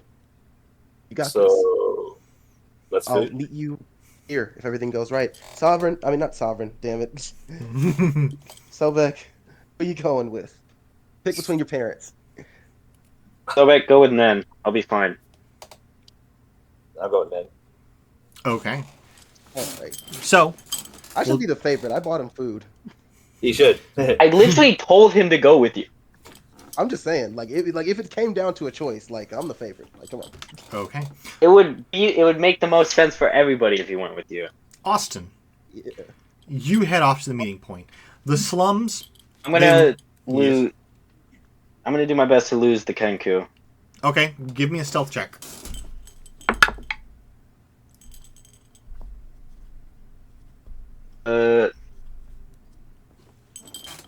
That's 14, but if I fail, I'm gonna add a D10 to it. You do not fail, I will tell you that much.